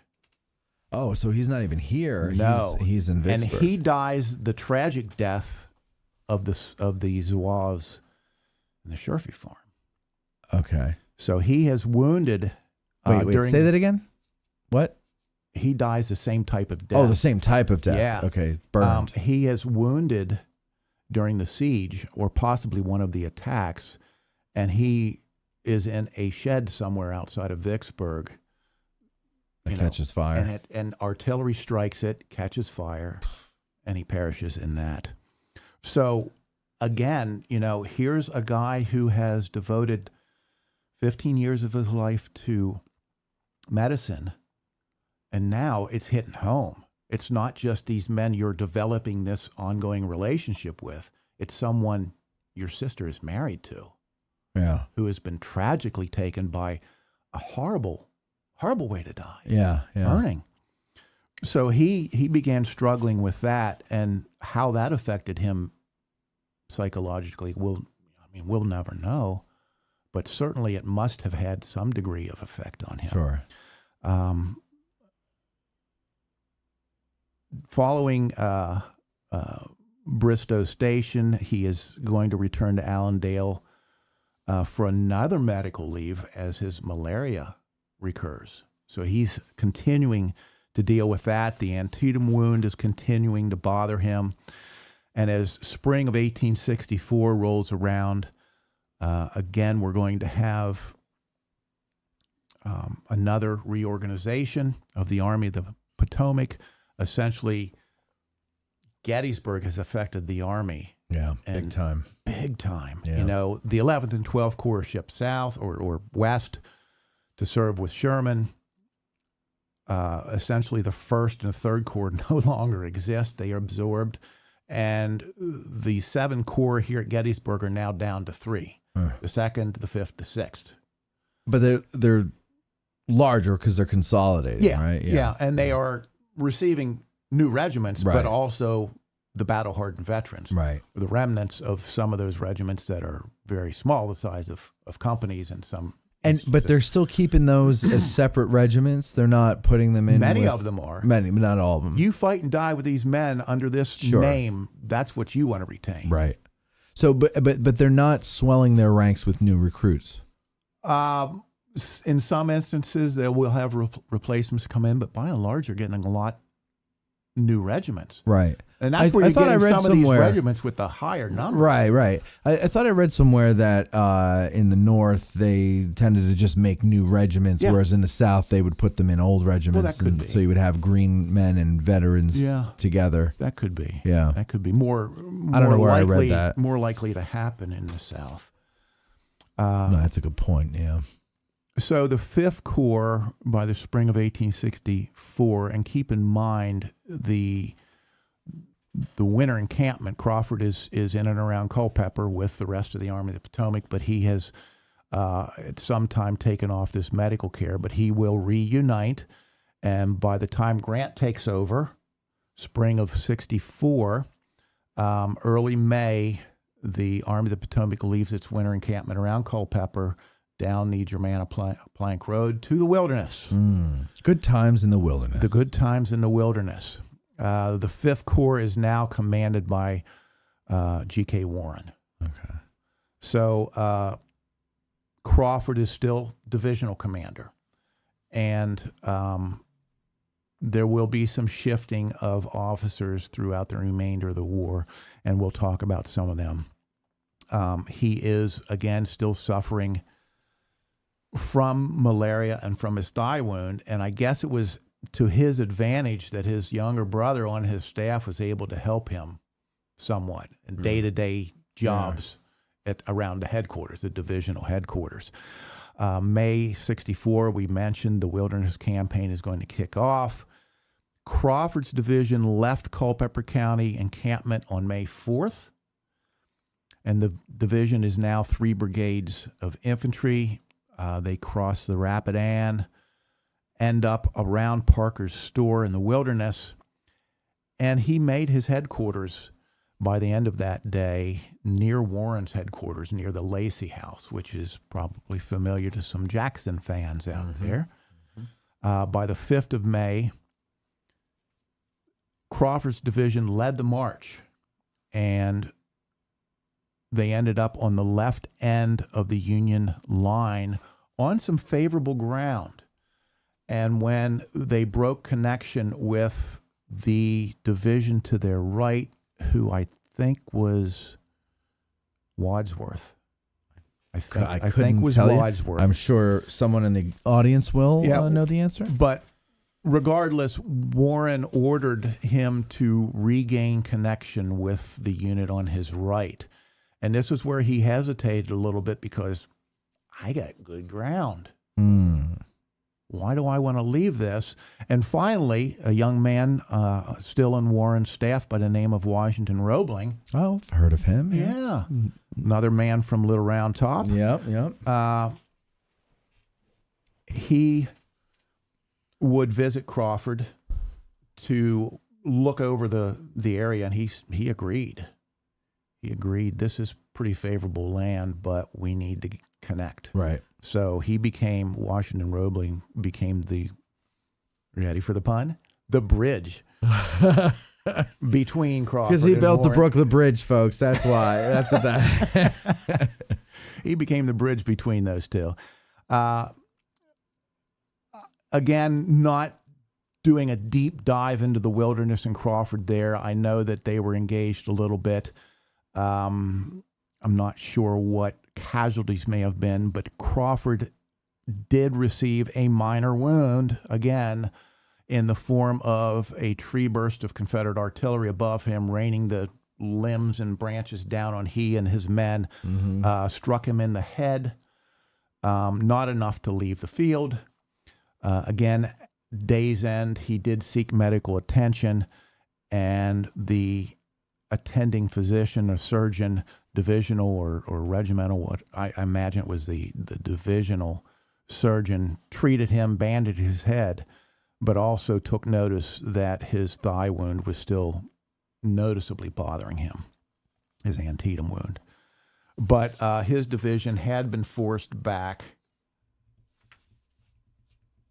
But again, serving well enough in the leadership role. He stayed in position. Yeah, he stayed in command. It's the same argument or piece of evidence that people point to when talking about Meade and what a good general he was. And they said, well, he retained command of the Army of the Potomac longer than anybody else. Yeah, sure. So, I mean, obviously he was good enough. There's not a whole lot of officers out there on either side who have all fans. Of course. You know, there's Of course. opponents as well. Of Everybody. course. Everybody. Yes, because why would we all get along? Why would we want to agree, right? Yeah.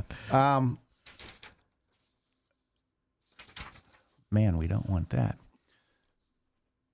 So, following the Wilderness, Weldon Railroad, also known as Globe Tavern, by then some of the reserves enlistments are running out. So he's sad that they're departing, but I'm sure there's a piece of them that says, good for you. Yeah, right, of Right. course. Lucky you. Okay.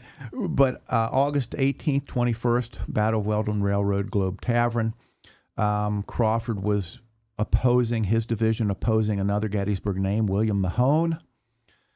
And while studying the battle from horseback prior to any severe engagements, he was struck by a spent minie ball in the chest. Oof. Not, again, severe enough to be forcing him off the field. And by September of 64, there was another 5th Corps reorganization.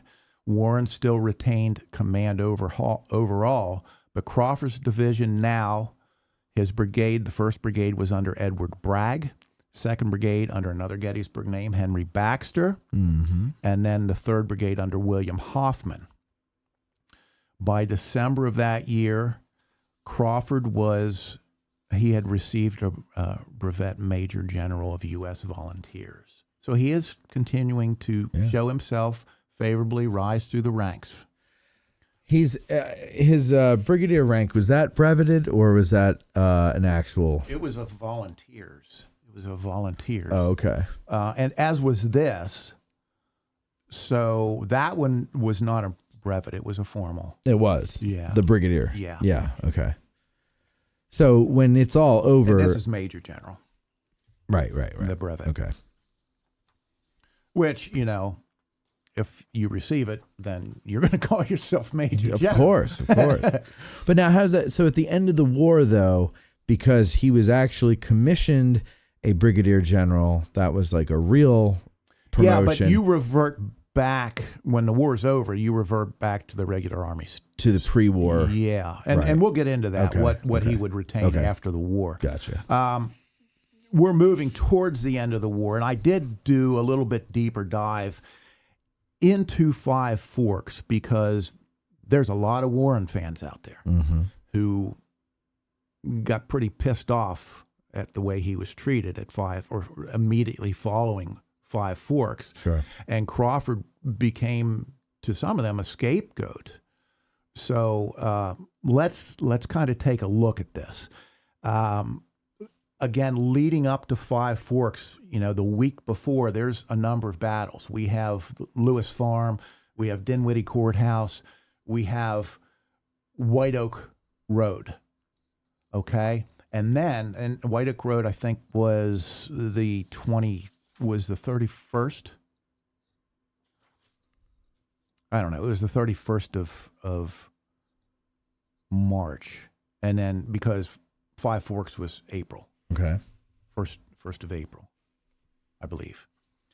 So leading up to that, Crawford, you know, during White Oak Road, Crawford's men were not comfortable with how close the Confederate forces were, and they were entrenched on the other side of White Oak Road.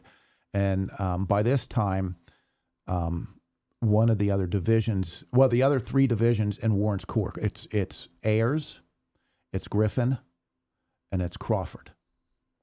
Roman Ayers, another Gettysburg name. So Ayers is leading a force across the field, broken field, trees, ravines, etc., towards White Oak Road when he comes under fire by the Confederates who were under Johnson.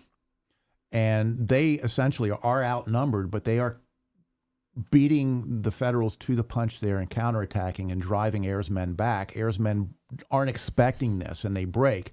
They're supposed to be supported by Crawford, who is there, but Ayers' men break and run back through Crawford, which in turn the panic spreads. Right, of course. And Griffin is in the rear as a reserve, and I think holds the line. Other men are thrown in. Long story short, Ayres does rally, the Federals rally and drive the Confederates back.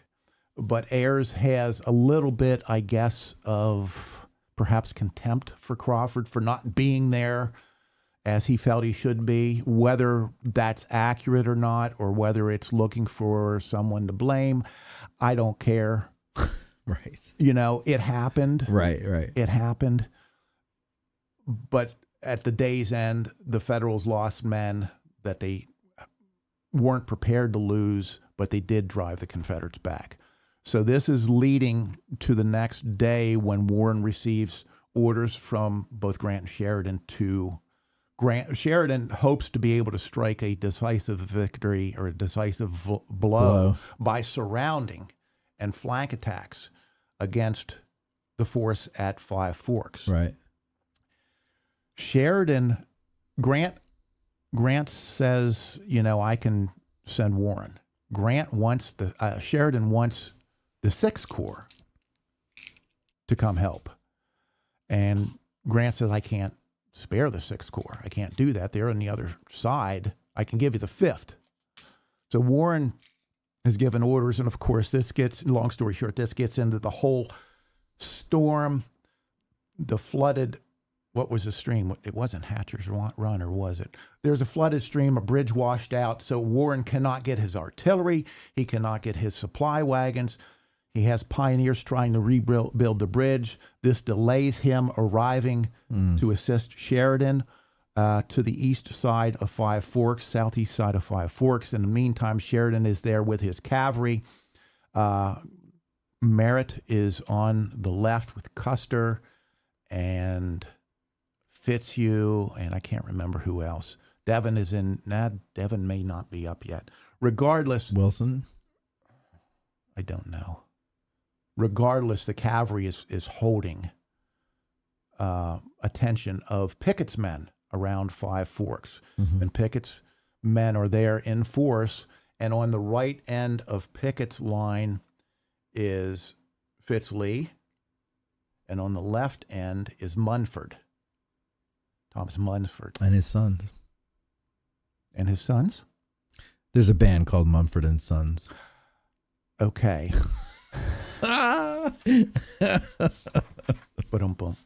Okay, so Warren does arrive, and he forms his entire corps back at the Gravelly Run Church.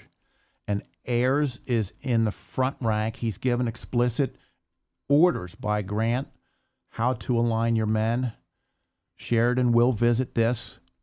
So it's Ayres in the front with Crawford to the right of Ayres, off of Ayres' right flank, and Griffin in the reserve in the rear behind Crawford.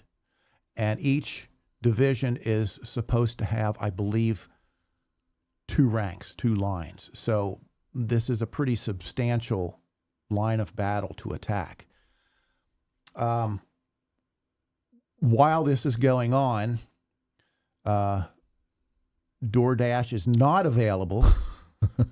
So some unknown reason, Fitzhugh Lee and George Pickett don't tell anybody they're going out for dinner. Yes, to a shad bake. To a shad bake. Yeah.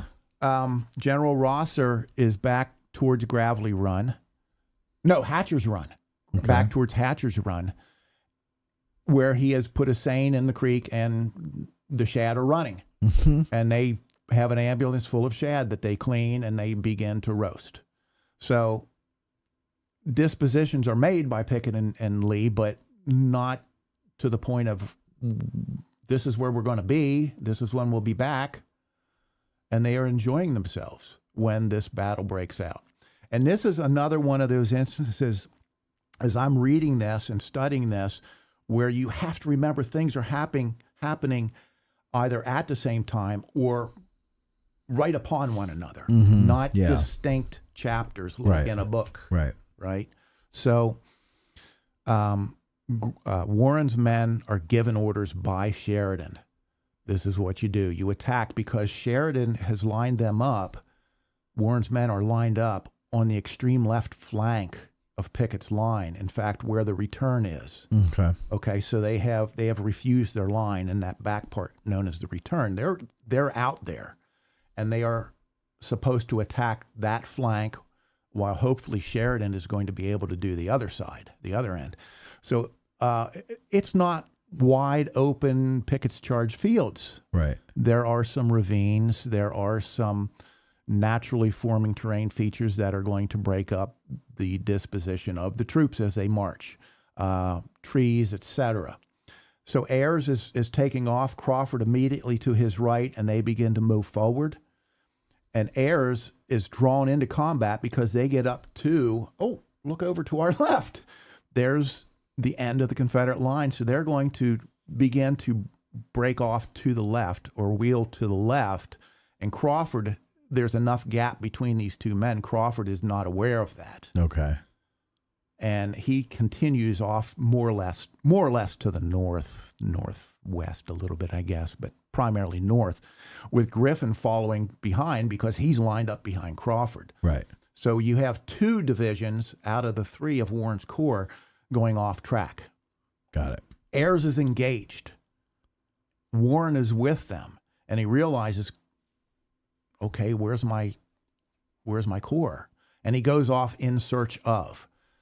Okay, Leonard Nimoy did a series on that. I remember that. Remember yes, that? Of course, in search of yes. Samuel Wiley Crawford. Eventually, Crawford's division gets ahead a little more so than Griffin, and Griffin is contacted and makes the shift to the west, to the left, earlier than Crawford, and actually goes up between those 2 divisions. Ayres on the left, Crawford on the right, and Griffin's men will engage some of the remnants further back on the Confederate return. Okay. So there's that fierce firefight going on there. Finally, Warren finds Crawford up near a farm behind, and this is where, the detractors say Crawford wasn't paying attention. He wasn't following orders. He went off on his own. He got lost. There are many people that say he got lost. Right. Well, perhaps he did, but Warren found him in time, and it was, in my opinion, in my untrained military mind, it became rather advantageous because Warren recognized the fact that now Crawford's behind the Confederate lines. Gotcha. So continue east or west, whichever direction. Continue off to the left, wheel to your left, because the Ford Road is one of those 5 forks. Okay. Coming due north almost, out of 5 Forks. Pickett is on the Ford Road behind Pat Hatcher's Run. He receives information and can hear the gunfire. He and Lee, not Robert E., Fitzhugh. Yeah, they're making a mad dash back to see what's going on. Well, Crawford doesn't, I don't believe, ever come in contact, nearly catching them. Mm-hmm. But there are some men back there, some Confederates streaming back by that road, and Crawford cuts off the Ford Road. So he is behind the Confederate lines now, and Warren is essentially with him saying, continue marching straight ahead down this road, and you're going to crash into the backside of Pickett's men. And eventually what happens is Ayres and Griffin have driven so hard against the Confederate left, rolling that flank in. Now Warren gives him orders, change front to your right. So now they are hitting the backside of the right flank of Pickett's line. And this is essentially remnants of the infantry driven back there, but in large part, it's the backside of Fitzhugh Lee's cavalry. Okay. Protecting the flank, while Custer and Fitzhugh are striking the front side of it. So while this is going on, while especially Ayres' attack and probably part of Griffin, Sheridan is now in the middle of Ayres, riding, waving the flag, the national colors, urging Ayer's men on. And this is where he gets in his mind, well, Warren should be here leading. He's not. He's really with Crawford leading that portion. He's taking an active hand into getting the rest of his team back in the play. Okay. But Sheridan doesn't see him.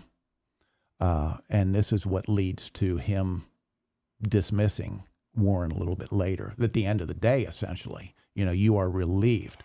But with Crawford being in the rear, cutting off the Ford Road, the Confederates that do escape really are going cross country now, off to the northwest, because the roads have been severed by Union infantry and cavalry.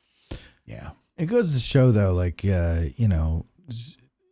there's so much that can go wrong. There's so much that, a commander who issues an order might not be aware of that can get in the way of carrying out that order. Sure. And you see what's in front of you. Sure. Well, exactly right. I don't know. I feel bad for Warren. It's. I do too. And he would fight. He would go and appeal to Grant, and that's another story. But he would go appeal to Grant, and eventually, he's feeling he must feel just utter frustration. He will with the process. Later be exonerated. He will be, but he's too little, too late. Yeah, he chooses to be buried in civilian clothes. Yeah, rather. But during the hearings, Crawford will testify on his behalf at the hearings, trying to exonerate him. There you go. All right. So then and he never really, in my readings, and I've not found anything where Warren pointed the finger. Right. Yeah. So after Five Forks, then what's Crawford up to? Crawford will remain in that neck of the woods, and he will actually be that corps, the 5th Corps, now under Griffin. Griffin is elevated to corps commander. And I should say that Chamberlain is in on that fight as well. Right. Yeah, Chamberlain is there in the 20th Maine. So, here we have these forces that were, or at least leadership and portions of the men who were here at Gettysburg on the Round Top are reunited there. Interestingly, following that battle, and you hear these numbers thrown about, and you have to take them with a grain of salt, but Crawford's division claims to have taken somewhere in the neighborhood of 1,000 prisoners at Five Forks. Federals captured a total of, I think, 6 guns, and Crawford's division captured 4 of them. Wow. Okay. So they performed well. And their division, out of the 3 5th Corps divisions, suffered the most casualties at Five Forks. Well over 300 casualties, I believe. So they were in it. Whether you think Crawford is to blame and he got lost, they were in it. Right. And the numbers don't lie. Not like they were just sitting there playing on their phones. Right. That's right. Well, the cell service wasn't too good anyway. So, again, he ends up not necessarily taking part in the surrender ceremonies that would occur a week later, but he's present, just like he was present at Sumter when the hostilities began. So he became one of only 2 Union officers that we know of present at both Fort Sumter and Appomattox. Right, the beginning and the end. The beginning and the end. Yeah, which is unique, to say the least. Yeah, for sure. So he will stay in the Army. When the volunteer Army is disbanded, those men are mustered out of service. He remains in the Army, in the regular Army. He will, again, continue to suffer the effects of malaria, and especially that thigh wound. It's just going to trouble him throughout his life. He commanded in the regular Army, he commanded the 16th Infantry until he resigned his commission towards the end of 1871. He went into full retirement in the regular Army at the rank of colonel of the 2nd United States Infantry. And his formal discharge was February 9th, 1873, after spending 23 years in the Army. Right. Okay. 1867, the year after he was discharged, he received an honorary law degree from the University of Pennsylvania. And his father, still kicking, His mother had already passed away, but Senior died June 7th of 1876 at Allendale. By this time, they had established a family burial plot in Philadelphia at Laurel Hill. And Senior was taken there and interred there. I might say that very near the Crawford plot, family plot, General Meade, his grave is located. And I think I said earlier, Crawford would attend Meade's funeral service there, and he probably visited his family while he was there. He went on to really try to promote the reserves and what they did here at Gettysburg. And in 1872, he purchased 47 acres. Did you have that slide? No. Okay. 40, what? 40, what's the slide? This one. No, I don't have that one. That one. The red. Let's go to your camera here. Hold on a second. There we go. Camera. Yep. The red is what he purchased, essentially Devil's Den right up Plum Run Valley. The blue is... Oh, hold on. There we go. Sorry. The blue is what the War Department had, and the other color, is it yellow? I can't tell from here. Down towards the bottom is what William Tipton owned. Okay. Crawford owned all that in red, 47 acres. I've seen accounts that it was 49 acres. Regardless, it was a fairly sizable tract of land. Yeah. I wonder if, let me see. I wonder if there'd be a lake there now if I don't know. There was still in. There may have been a very large pavilion. Yeah. Well, right. And there certainly wouldn't have been a beaver dam. No.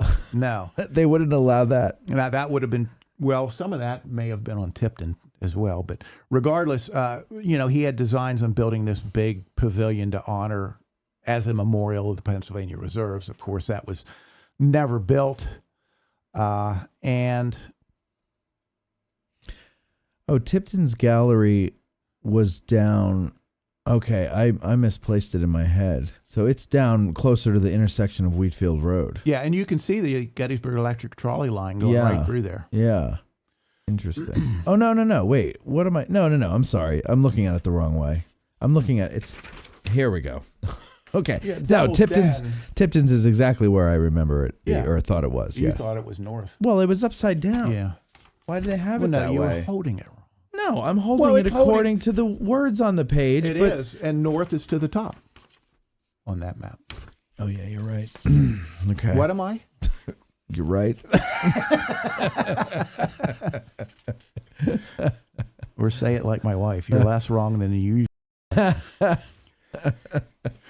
Okay, so anyway, again, he spent much time promoting the efforts of the reserves, and in 1887, I mentioned this, he published The Genesis of the Civil War, Fort Sumter, 1860 to 61, about his experiences in Charleston and at Sumter. Again, I have that book. I have not read it for quite a while, so I should reread that. Sounds interesting. Samuel Wiley Crawford Jr. died November 3rd, 1892. Wow. Just 5 days prior to his birthday. He was born on November 8th. So apoplexy, rupture of the cerebral blood vessel. He died of a stroke. Okay. Yeah. He was buried at the family gravesite. He never married, never had children. He was buried in the family plot at Laurel Hill Cemetery in Philadelphia. 2 years later, February 5th of 1894, John Agnew, his older brother, Margaret, his older sister, and his younger brother Alex transferred the Gettysburg land holdings to the United States government, who saw the park at the time. Okay. So that's when it got turned back over to parkland. So they didn't want it. No. Yeah. No, I don't believe they had. I think it's better that way. I do cannot imagine a building down there. Yeah. Even if it is a memorial, I just. And you never know if something had been built by this time, would it still be there? Well, who knows? Wasn't it supposed to be this opulent thing out of stone? It was supposed to be this big pavilion that was a memorial. Yeah. But, Crawford once said, hey, I don't need a memorial. The whole battlefield's my memorial. He said that? I could have sworn that was somebody else. That was Sickles. Yes, it was someone else. And finally, June 25th, 1988, his bronze portrait monument on the battlefield was dedicated. Right. Ron Tunison being the sculptor of that. Yeah, that wasn't until the 80s. 1980s. Yep. Not 1880s, 1980s. June, yeah, that was one of the... So that's the a more last modern ones. monument. Certainly is. I remember it well. Do you? Well, yeah. It was before my time. It was always there as far as I knew. Yeah. Until I started doing the show. So he's quite a hometown connection for me. When I bring people from Franklin County over here, we usually stop at that monument on a tour. Yeah. Yeah. Well, all right. So what we're going to do is take a break now, and we're going to come back with questions from our patrons over at patreon.com/addressing Gettysburg. If you're watching as a first lieutenant and you want to call in and ask Tracy some questions, I'm going to put the phone lines up during the break. And we will see you when we get back on the other side right after these words. Okay. So what time did we start? We started at 10:30. I'd have never guessed it was a quarter to 10 to 1. I know. We've got, what are we on here? 2 hours and 21 minutes. Oh my gosh. So do you need to use the can or anything? No, I'm good right now. All right. I am too. So let's see here. I'll set up well, let me do this so that I know when I'm editing the video where the hell the break is. Sorry, everybody. I'm just going to go here to this black screen. There it is. Okay. So that's just for me to see it when I'm editing the video later. And now I need to set up the phones. So here we go. Let's get the money machine rolling here. My shows, host show, save and start. Okay, where did my phone go? Is that a French tickler? No, that's not.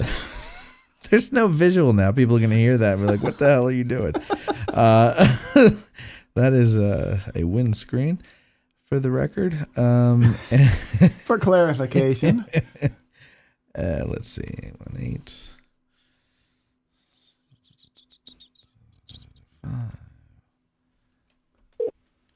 Thank you for calling Call-In Studios host and You're call so screener welcome. line. Please enter your show. There we are. Enter your 6-digit PIN number. Okay. Welcome, host. Thank you. You are now in the host room and can manage your callers from the Call-In Studio web interface. All right. So the phone number for those of you who want to call in is 717-420-1978. Get in the queue now, because once I'm done reading the questions, I'm going to go right to you. So we need you sitting there. 717-420-1978. All right. Let me just make a mark on my audio so I can see where that is. Where is it?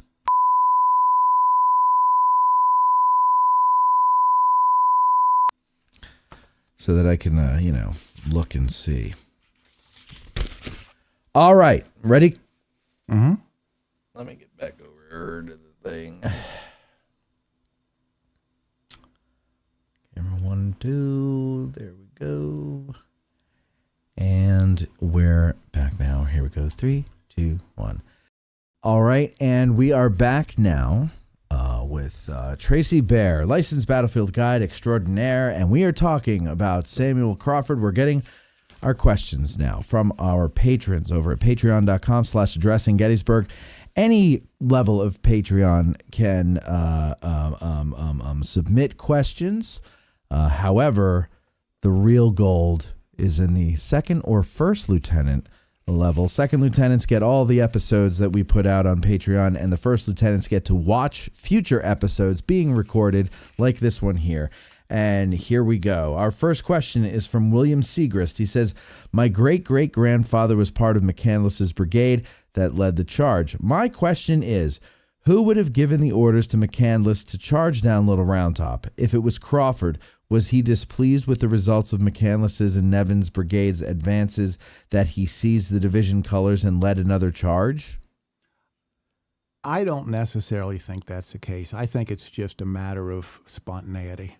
Yeah. Honestly. I feel like that's what it was, too. And as far as who gave the order, we discussed that. I mean, that's coming down. Crawford didn't take it upon himself. It came from somewhere, and that was most likely Sykes. Right. Because his previous order would have been hold the position. Hold the position, that's right. So in order to unhold it. And he was, I believe, we can check on this, I believe he was just given orders to support the battery up there too. Right. Naptown Bob, he says, I had heard that sometime after the battle that Crawford had asked a Confederate general to write that he was the, quote, actual hero of Gettysburg, but this officer refused. Is there any truth to this? Have you ever heard that? I've never heard that. Well, I think that goes back to Crawford really trying to upplay the role. His role or his men's role? His men's role. I don't know that I ever heard him say, I'm the true hero, but I don't think he downplayed it if somebody... Maybe he was trying to say that the reserves were the true hero. Yeah. I don't know that I certainly don't agree with it, but I can't confirm nor deny because I've never heard that, but I think it was more him really trying to get notoriety for his men. Richard Snyder says, did Crawford ever explain through correspondence or post-war writings why he chose to leave the medical field to command troops? Also, did he ever write to defend G.K. Warren regarding the Battle of Five Forks? Well, we discussed that a little bit. He sat in on the hearings and he spoke in favor of Warren, and what happened, he didn't, again, Warren didn't point the finger at him, and he didn't certainly badmouth Warren in any way either. What was the first part? First part was, did he ever explain through correspondence or post-war writings why he chose to leave the medical field to command troops? Not in as many words. I think it was, it may have been, again, it may have been like the nation itself would soon be feeling, you know, that patriotism and... Like, I have to do more. Yeah. It could very well have been that. But a surgeon, I mean, it's not like a surgeon's not doing anything. He's doing quite a bit. No, that's right. That's right. And it could have been a sense of adventure as much as anything. I can't say that I saw anything firsthand, but I've never read all of the Crawford papers, all these letters and things to his... He wrote extensively to his sister Margaret, his older sister Margaret. And again, probably to John as well, because John was such a mentor to him. But I can't say that I can recall this is why I'm doing it. Right. Grant O'Brien, he says, 1, do you think Crawford was a big part of Warren getting fired in 1964? We kind of covered that, but yes or no? I don't. I think it was a part of it from a very limited view, and that limited view of Sheridan not knowing exactly what Warren was doing. Right. I think that ended up being a part of it. Do I think it should have happened? Do I think Warren, what was the famous quote Sheridan said, you weren't in the fight, you're not in the fight, something like that about Warren. And he truly was. He truly was. So that's kind of a yes and no question. I think it became part of the rationale of Sheridan, but I don't think it was accurate. It's not like he was at a shad bake or anything. No, that's right. His second question is, did the famous cartoon Coyote get his name from Crawford's middle name? Oh, my gosh. Oh, Grant. Spelled differently. Yeah, God. Let's hope not. Crawford had a few accidents with the trees falling on him and a spent bullet, but none of the things that Crawford had with him, the artillery or anything like that, said Acme on them. No, and when the Confederates painted a tunnel on a mountainside, Crawford didn't stupidly go through it and then just smashed right into his face. Right. Okay, that was a poorly executed joke there. Jim Lutch says, did Crawford give the Union local... Oh, sorry, let's start that again. Did Crawford give the Union Army local information? Also, why not? I guess he knows the answer. Well, along with other local soldiers from the area. Oh, okay. Also... Because he's from Franklin County. Yeah. Not that I'm aware of. Right. Not that I'm aware of, because he spent more time on the other side of the mountain than this one. And how familiar he was with the south side of Gettysburg, I don't know. Certainly. And by the time he got up here, the battle lines were pretty much drawn. Yeah, but men under him were from Gettysburg. Company K. Correct. In the 30s. They were from Gettysburg, so I would have been relying on them a little bit more than Crawford. Right, exactly. But, I mean, did they go to Crawford and say, hey, my home's right up the street? I know that. I don't know. You know, that's one of those things. It will remain a mystery, perhaps. But Crawford, to my knowledge, no. That's the thing with history. It is full of mysteries. It is. They should make a show called History's Mysteries. History's Mysteries. I think they did already. You could market that thing. Yeah, they already did it back in the 90s. So, are there any callers? We do have a caller. We have Alfred on the phone. Alfred? Alfred, are you there? Matt. Yes, hello. Grant. This is Grant. Grant. He likes to give fake names, but it tells me who I was he going to is. say, Yeah, to the bat phone. I know who he is. All right, Grant, what's going on? Not much. Thank you for another very good show, Matt. You're Great very job. welcome. Thank you. Yeah, Tracy, thanks for that. Tracy. I just sat here while Tracy did talked a the whole wonderful job time. as well. I'm sorry, go ahead. You were Well, that's rudely what you do. interrupted. That's what you. Tracy did an excellent. Matt, you do what you do well. Sit and listen. But Tracy, thank you very much for a great show. But, like any questions that we could possibly come up with were covered. Six questions said that in the chat as well. And he knows obviously a ton more than I do. But I have one question I wondered. Do you think there's no other person other than Crawford who was there at Sumter and was there at Lee's surrender at the end? Is there anyone else that could have been there? Yeah, Truman Seymour. He was one of the officers at Sumter, and he ended up Truman being Seymour. Yep. So there were at least two of them. Now, Grant is from Well, Australia. pretty rare company. Oh, really? Yes, can you tell? I thought it was French accent. No, he's one of our international listeners. Oh my God! Are you in Australia now? I don't surrender that easily. He is in Australia now. Yeah. What time is it in Australia right now? About 2:30. 2:30 in the morning. Oh my goodness! Yeah. What a dedicated! Thank you for that. That's he has awesome. nothing to do with his life. Yeah, you have no life, huh? He has no life. That's awesome. Yeah. You want to hear a song about Grant? Oh no. No, I'm not. This is a serious show, Matt. You know that. Oh no.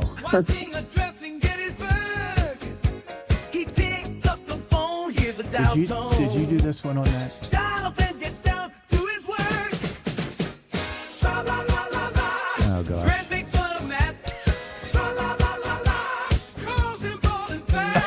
Tra la la la la. He tries to make Matt cry, but he never wins, 'cause Matt's an awesome guy. All right, whoa. All right, we don't need all those songs. All right, Grant, anything else you got there, Hey, Grant? Grant, you have made it big time. You have a song about you on AG.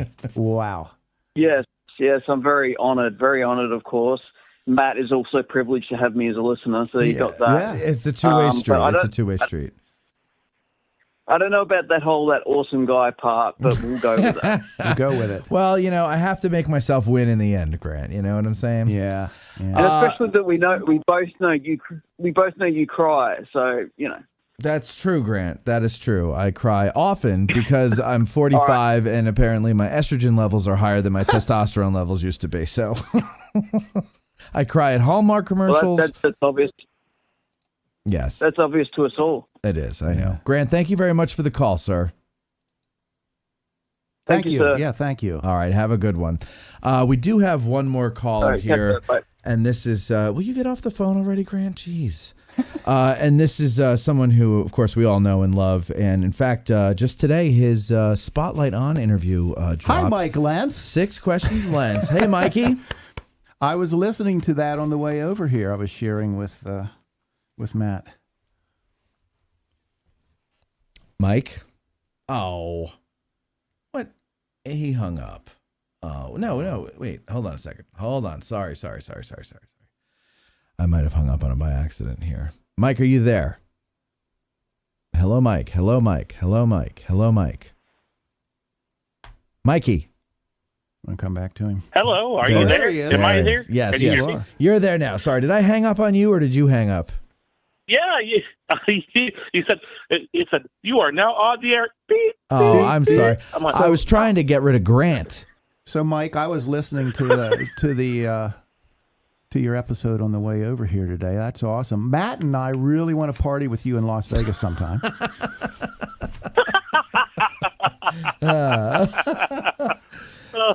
See, that's why you have to become a patron, folks, because you get stories like that. What does that mean? What is that joke about? Well, you're just going to have to be a patron and find out. We're not going to give it away. No, we're not. That's a teaser. That's right. It's privileged information. Mike, what do you got to share with us? Yeah, I have a question about the Crawford statue. One of the things I heard was that one of the stipulations on the battlefield was that division commanders were on foot while Corps and Army commanders were on horse. Is that a myth, or is that actually a park stipulation? That I don't know, but I have also heard what I mentioned earlier, is it costs a hell of a lot more money to sculpt a horse than it does just a man. Yeah. Well, and then also there's the old myth about the number of legs off the ground of the horse and what happened to the general, and about the tails of the horse. I didn't hear what's the tails. So if you look at an equestrian statue and the horse's tail is lowered, is down, it's ready to charge. But if it's up, it's ready to discharge, and you want to be out of the way. Oh God, I didn't. That's a great one. On that note, I thought I heard all the horse jokes. That'll be on the guide exam, I'm sure. I bet. Well, there's the old one, which is what is it? All four legs on the ground. He came out unscathed. Yeah. Mm-hmm. 1 up, he was wounded. 2 up, he was killed. 4 up, he was in the Air Force. He was in the Air Force. Yeah, that's the other old dad joke. Or it was a unicorn. Or it was a unicorn. It was a unicorn. Right. So, Mike. Mike, what's number 2? Do you only have one? That's it. So, there is. Yeah, you were so thorough. There is some symbolism in that monument. If you look at the flag carefully, you'll see represented 34 holes in the flag representing the 34 states. Interesting. And because West Virginia would join, there's a hole that goes clear through the flag. So you look at both sides and count both sides. Oh, interesting. Okay. Yeah. Okay. Yeah. So there's only one that goes clean through. That's my understanding. The rest are representations of a hole. Yeah. That's interesting. Craters. Craters. There you Mini go. ball craters. Yeah. Anything else, Michael? It was a Kevlar flag. No, that's all. That's all. Well, thank you very much, Mike, for your continued support and the phone call, and we'll talk to you later. Mike had some good things in the comments. Actually, there were some good comments as we were going along here. Let's see. And I do want to share this question Dave sent me this morning then. Okay, go ahead. So, Dave Bussier, excuse me, I'm sorry. You threw me off. Dave B. sent me an email this morning, so I got up, let the dogs out, fed them, checked my emails. Priorities. Okay? Uh-huh. This email had Dave confused. It says, here, I'm going to read it. This has nothing to do with Samuel Crawford, but here goes. And this is from a listener. Uh-huh. Tracy, are you red and white or blue and gold? And I saw that, and I read it, and I just cracked up. Okay. Now, that you have to be really into Pennsylvania sports. So, no, you have to be Chambersburg. Oh, Chambersburg. So that's a Chambersburg High School reference. Oh, so okay. Apparently Susan, who had sent that email and asked that question, must be a Chambersburg alum. Yeah. So the school colors, blue and white, but one of those things for school spirit, class spirit. Right. The classes are assigned colors depending on graduation of, or in a year that is an even number or an odd number. Okay. And sounds very complicated. Yeah, it is. So this is really, throughout. I mean, you're red and white or blue and gold, as she mentioned there. She asked, but one day a year, usually in the spring, and I don't know when this is going to air, but today is May 6th, and Color Day when you show this school spirit, this class spirit by wearing these colors was last week. Oh, okay. And in Chambersburg. And I don't know if this is unique to Chambersburg or not. I have no idea. I've never heard of that. I've lived in a shelter, you know. The only thing good about Chambersburg is you'd go there and turn left to go to Hagerstown. Right. Well, yeah, when we were red and gray, I think were our colors. Well, the school colors were blue and white. Okay. At the high school. So if you are, but we didn't do anything with like graduation year, like okay. Yeah. So the graduating year, again, in reference to an even number is red and white. An odd number year is blue and gold. Okay. So color day, and I don't know what it's like now. When I was in high school in the mid to late 70s, it was in black and white. It was in black and white. Yeah. Yeah. Now, one of the big events, unsanctioned by the school district, was decorating your car and driving around water ballooning and egging other people's cars. Ah, we did the decorating the car. We didn't really do the water ballooning and egging. Yeah. So, but those were a different time. But then the 70s. During color day, it would be, you know, an abbreviated day, and then you'd have the school-wide assembly. Again, when I was doing it, we would do it in the gym, and there'd just be those ridiculous games. You know, you'd put your head on a ball bat and spin around, and then that kind of thing. So back then, it was just 10, 11, 12th grade. So, you know, somebody was always outnumbered. Right. So to answer Susan's question, I graduated in 79, so I was the best of colors, blue and gold. Blue and gold. There you go.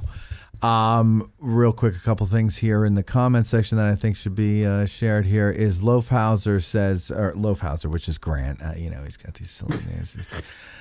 He says, "I wonder." Like Bart Simpson, isn't he? He is the Australian Bart Simpson. He says, "I wonder if there were any other doctors who made the transition to fighting." And 6 questions jumps right in, and he says, "More than you would expect, Loafhauser. Even at Gettysburg, Jerome Robertson, commander of the Texas Brigade, was also a physician. He was known for taking care of his men." Interesting. Later on, Mike 6 questions Lentz says, "What I know of Chambersburg history is because of Tracy. His Chambersburg tour is awesome." So there you go. You can always try to get a hold of Tracy to book him for a tour through the show, or you can call the guide office. What's the guide office's number? Because that would be, that's another thing I should say is that, you know, you can get a guide in a pinch. You know, sometimes people are like, "I'm coming to town tomorrow. I'd like to book, you know, X." Well, I you know, we like to be at least a week out. Right. You know. Well, that's what I say. It's difficult to get day of or next of course day. And so that I'm like, you know, I could maybe put you in touch with a guide, but you're asking for a specific guide. I guarantee you tomorrow, Saturday, she's not available. Right. But here I could give them the number to the guide office and then they can get somebody. So what is the number to the guide office? This is the Association of Licensed Battlefield Guides office on Steinway Avenue. Understand it is not we don't have somebody there answering the phone 24/7. So you're going to have to leave a message. You leave a message, and then that evening, a guide will come in, transcribe all those voicemails, and start assigning tours. So the guide office phone number is, 717-337-1709. And then if you really do need someone in a pinch, obviously that's not your answer. We're not your answer.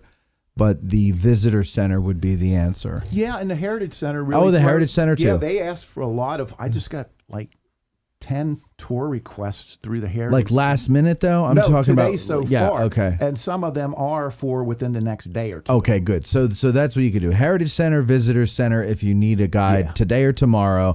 And if you have time, which is really what you should do, is give people some warning. Yeah. You can either contact us, Matt at addressinggettysburg.com, or you can call the number that Tracy gave to the Association of Licensed Battlefield Guide Office. This is a very long show, ladies and gentlemen. I have another one to record in an hour, and I got to eat lunch. So I got to get going. Thank you very much, Tracy. Thank you, First Lieutenants, for watching, participating in the comments, and calling in. And thank you for our other patrons for sending the questions in writing. And thank all of you for listening. We'll see you over on Patreon, won't we? Just kidding. I know you're not going to join. Anyway, we'll see you next time. All right. Thanks, everybody. So I get to get my spit on the microphone first so everybody else can. Yeah, you broke the mic in. And now I need to make it sound